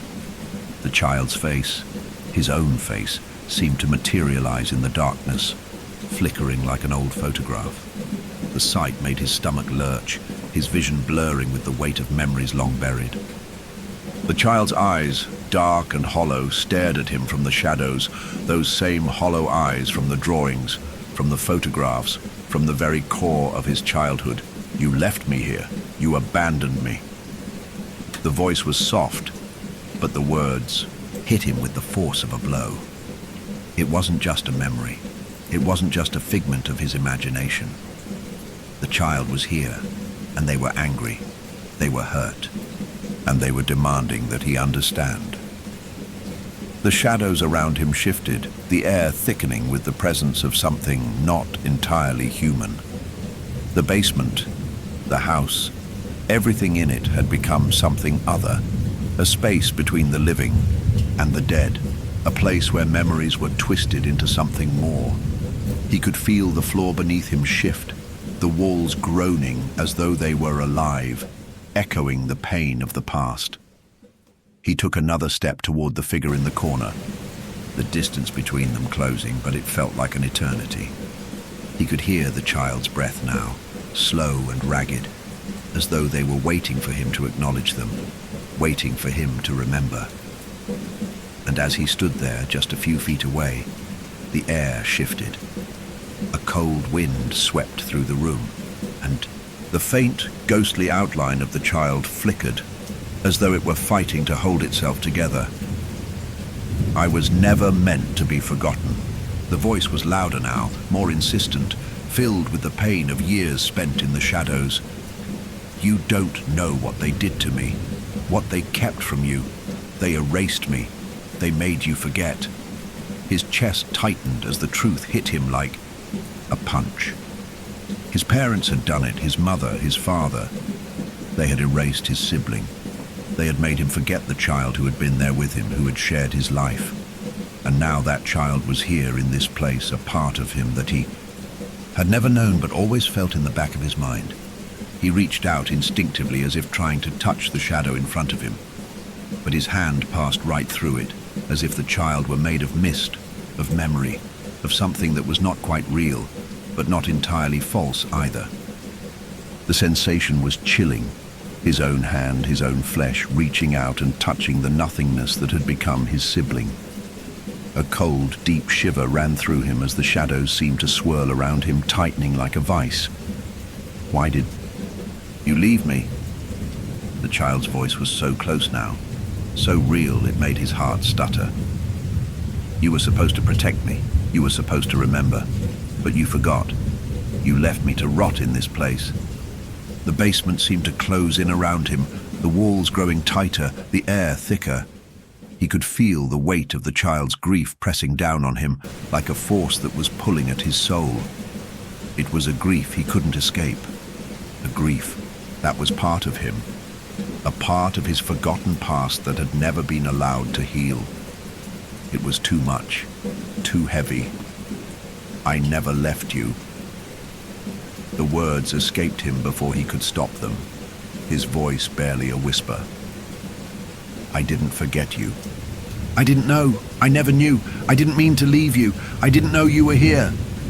The words tasted bitter on his tongue, and yet they felt true.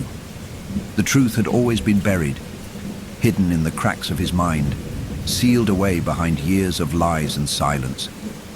The shadows around him seemed to flicker, the figure in the corner, shifting, taking form, until the child's face finally became clear, his features now sharp, his expression a twisted mirror of his own.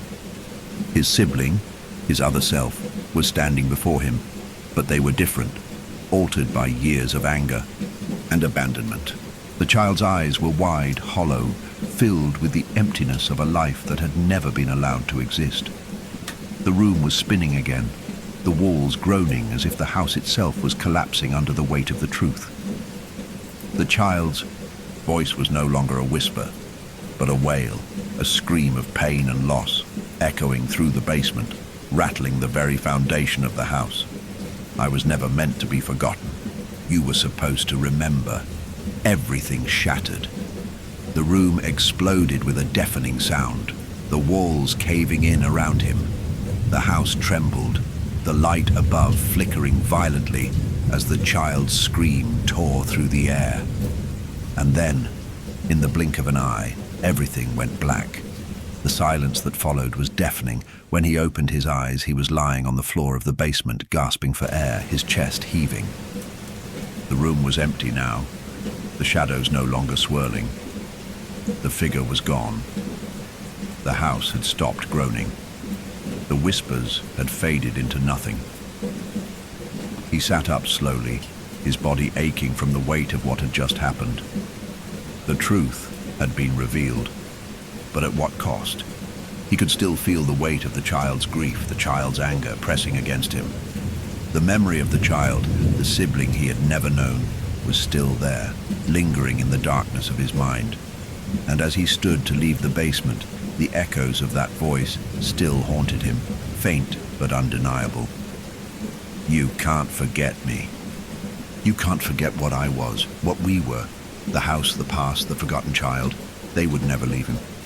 The air in the basement felt unnaturally still, as though the house itself was holding its breath, watching him. He sat on the cold concrete floor for what felt like hours, his mind spinning, still reeling from the confrontation. The echoes of the child's voice, their pain, their anger, clung to him like a heavy cloak, suffocating and inescapable. He wanted to stand, to leave, but his body refused to obey. His muscles were stiff, his joints aching from the tension that had seized him. He felt both drained and electrified, as if his body had become a conduit for the house's unrelenting energy, its broken, tortured history. His eyes wandered around the basement, searching for something, anything, that might bring him clarity. The room seemed unchanged, empty, barren save for the shadows that still clung to the corners, whispering their dark secrets. The faint light from the bulb overhead flickered, casting long, eerie shadows across the walls, and in the darkness, the floorboards creaked softly, as though something unseen were moving beneath them. A cold chill wrapped around him, seeping into his bones, and he shivered involuntarily. But it wasn't just the temperature, it was the presence, the same presence that had suffocated him from the moment he'd stepped into this house, the same presence that had been hiding in plain sight, buried under layers of lies and years of silence. He could feel it now, as though the very air was charged with the weight of a long-forgotten memory. You can't forget me. The voice was back. It was a whisper, soft but unmistakable, and it seemed to crawl under his skin, into his thoughts. It was the child's voice, but it no longer felt like an echo. It felt like they were here, right beside him. He turned, scanning the room again, but there was nothing. Just the same dark corners, the same dilapidated walls. His breath quickened, his chest tightening. The fear that had been dormant for so long now surged through him, flooding his veins with a hot rush of panic. He couldn't leave. Not yet. He had to understand.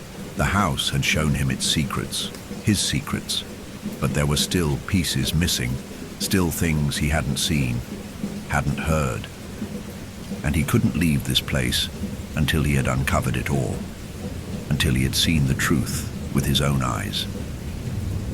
He forced himself to stand, his legs unsteady beneath him, and approached the far wall of the basement where the strange symbols had once been drawn, still lingering in his memory.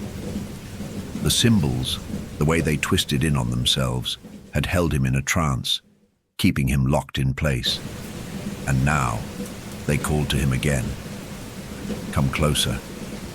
The air seemed to hum as he drew near the spot where the symbol had once been, the floorboards creaking under his weight, the dust swirling in the dim light.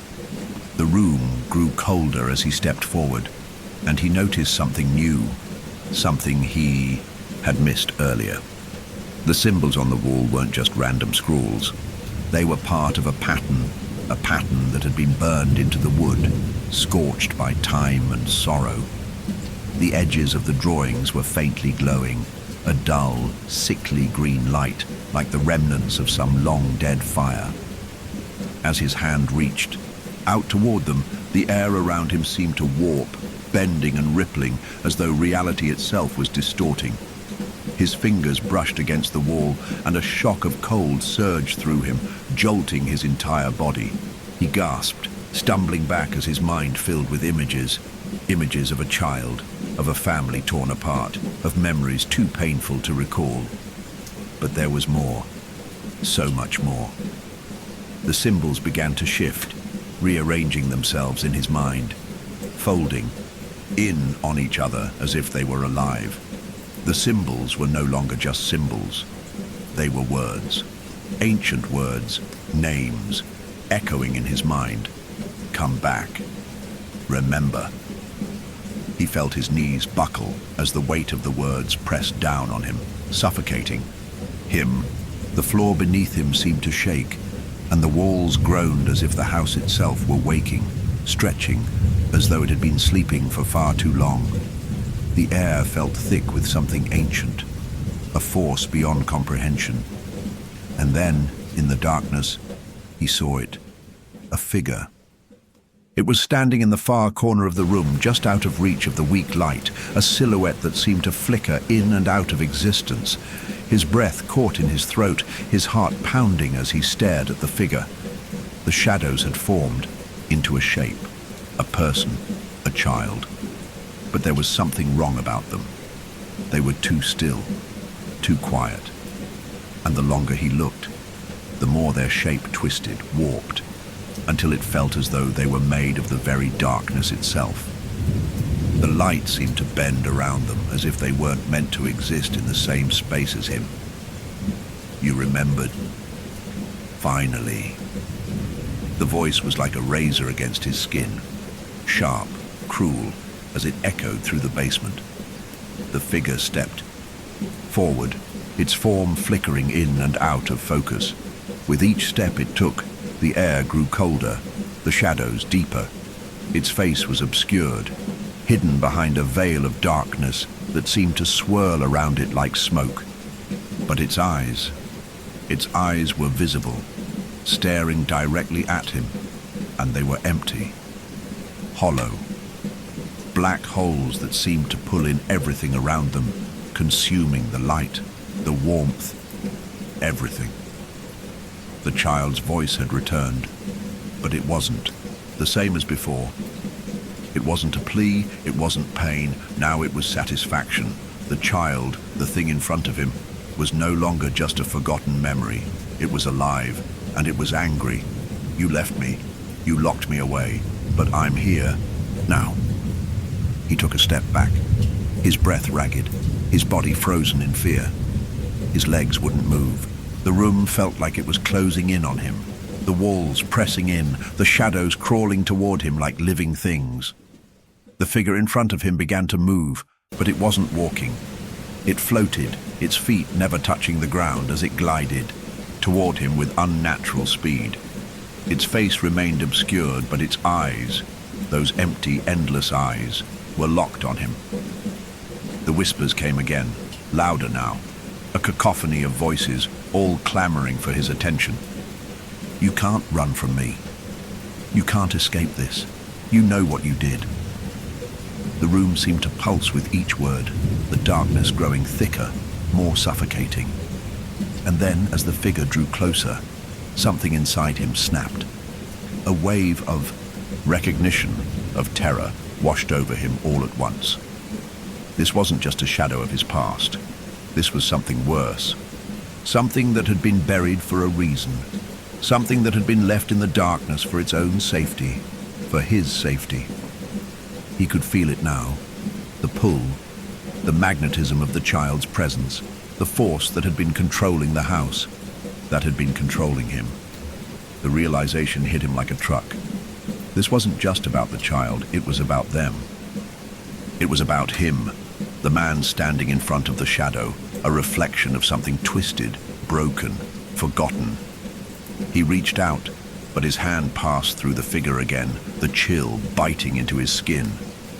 The voice, the child's voice, was growing louder, now becoming a scream. The air itself seemed to distort with the intensity of it, and in that moment, he understood everything. The child had never been a separate being. The child was himself. He had been forgotten, but not by others, by him. And now, they were both trapped in this house, forever bound by the twisted remnants of a past they could neither escape nor forgive. The basement seemed to collapse around him, the shadows consuming everything. There was no running. There was no escape. Remember me. You can never forget me. I am you. You are me. The scream reached a crescendo, and the house, no, the memory, crashed into him, overwhelming him with a flood of guilt, of pain, of every moment of his forgotten past. And then everything went black. The darkness was suffocating, oppressive, like a heavy blanket that smothered every last breath he took. The screams, his own screams, still echoed in the void, reverberating in the air around him, distorting his sense of reality. His body felt weightless, as though he were floating in some endless chasm. But every movement, every thought was a struggle. He couldn't see, couldn't hear, couldn't feel, except for the cold, the biting cold that seemed to permeate everything. It was the cold of the basement, the cold of the forgotten child, the cold of his own guilt, wrapping around him until there was nothing left but a suffocating, crushing weight. He wanted to move, to escape, but there was no escape. The house was closing in around him, a living entity that wouldn't let him go, wouldn't let him forget what had been buried here, in the walls, in the memories. The truth had been uncovered, but now that truth was consuming him, drawing him deeper into the nightmare. And then, just as suddenly as the darkness had swallowed him, he felt a shift. A faint pulse, like the beat of a heart, fluttered through the blackness, rippling outward from some unseen source. It was slow at first, like the first flickers of light in a vast, endless abyss. And then, as though he had been waiting for this moment all along, the pulse grew stronger, more distinct. The weight of the silence lifted, just slightly, and the cold began to recede, replaced by a warmth that felt unfamiliar, almost wrong. His mind scrambled, struggling to make sense of what was happening. But before he could gather his thoughts, the faintest light pierced through the void, a soft, flickering glow that seemed to come from nowhere and everywhere all at once. It was dim, barely noticeable at first, but it grew brighter, illuminating the edges of the blackness. The light began to take shape, forming into something he could recognize. The faint outline of a door just ahead of him, standing tall against the darkness. The door. He had been here before, hadn't he? He had seen this door, had felt its presence, lingering in the corners of his mind for so long. It was familiar, and yet it wasn't. It was both the beginning and the end, the threshold he had to cross to confront the past, to confront the forgotten child. With a trembling breath, he stepped forward, his legs unsteady beneath him, his feet dragging through the heavy darkness. Each step felt like an eternity, each movement a struggle against the force that sought to keep him here, in this place of endless memory and pain. But he couldn't stop now. He had to face it. He had to face them. The door seemed to grow larger as he approached, the faint light spilling out from beneath it, casting long, eerie shadows on the ground. It was a simple door, old wood with peeling paint, a tarnished brass knob that gleamed faintly in the low light. The closer he got, the more his heart pounded in his chest, the more the sense of dread twisted inside him. It wasn't just the door, it was what lay beyond it. what he would have to confront. The whispers returned. They were soft at first, faint and distant, but growing louder as he reached the door. The child's voice mixed with a chorus of others, his parents, his own voice, voices he could no longer recognize. The house was alive with them, the memories stirring once again, urging him forward, urging him to remember, to acknowledge. You can't leave. You can never leave. Come back to me. He grasped the doorknob, the cold metal biting into his skin as he turned it. The door creaked open slowly, its movement almost deliberate, as though it were savoring the moment. As the door swung wide, the light grew brighter, blinding him for a brief moment, and then it revealed what lay beyond. The room on the other side was the same. It was the basement. His basement. The walls, the shadows, the faint smell of mildew, and dust. It was all there, unchanged. But something was different. There, in the center of the room, was the child, his sibling. But this time, the figure wasn't a shadow, a flicker in the darkness. This time, they were solid, real. The child stood in the center of the room, staring at him with those same hollow, empty eyes. They hadn't changed, but he had. His mind had been fractured by the truth, the years of lies, and now, as he faced the child once more, he realized something he hadn't before. The child wasn't just a memory. They were a part of him, a part of himself that he had buried so deep that it had become something else, something twisted. The child, standing there before him, wasn't just a sibling lost to time. They were the reflection of his own fear, his own guilt, his own refusal to face the truth. You left me here, you abandoned me, you forgot me. Why? The voice, his voice, the child's voice, echoed in the room, a chilling plea that seemed to reach into the very core of his being. The walls seemed to close in again, the shadows stretching toward him like fingers, pulling him back into the darkness. He couldn't breathe. The air was thick, suffocating, and the room seemed to pulse with an unnatural energy. He staggered back, but the child didn't move. The child just stood there, silent, watching, waiting.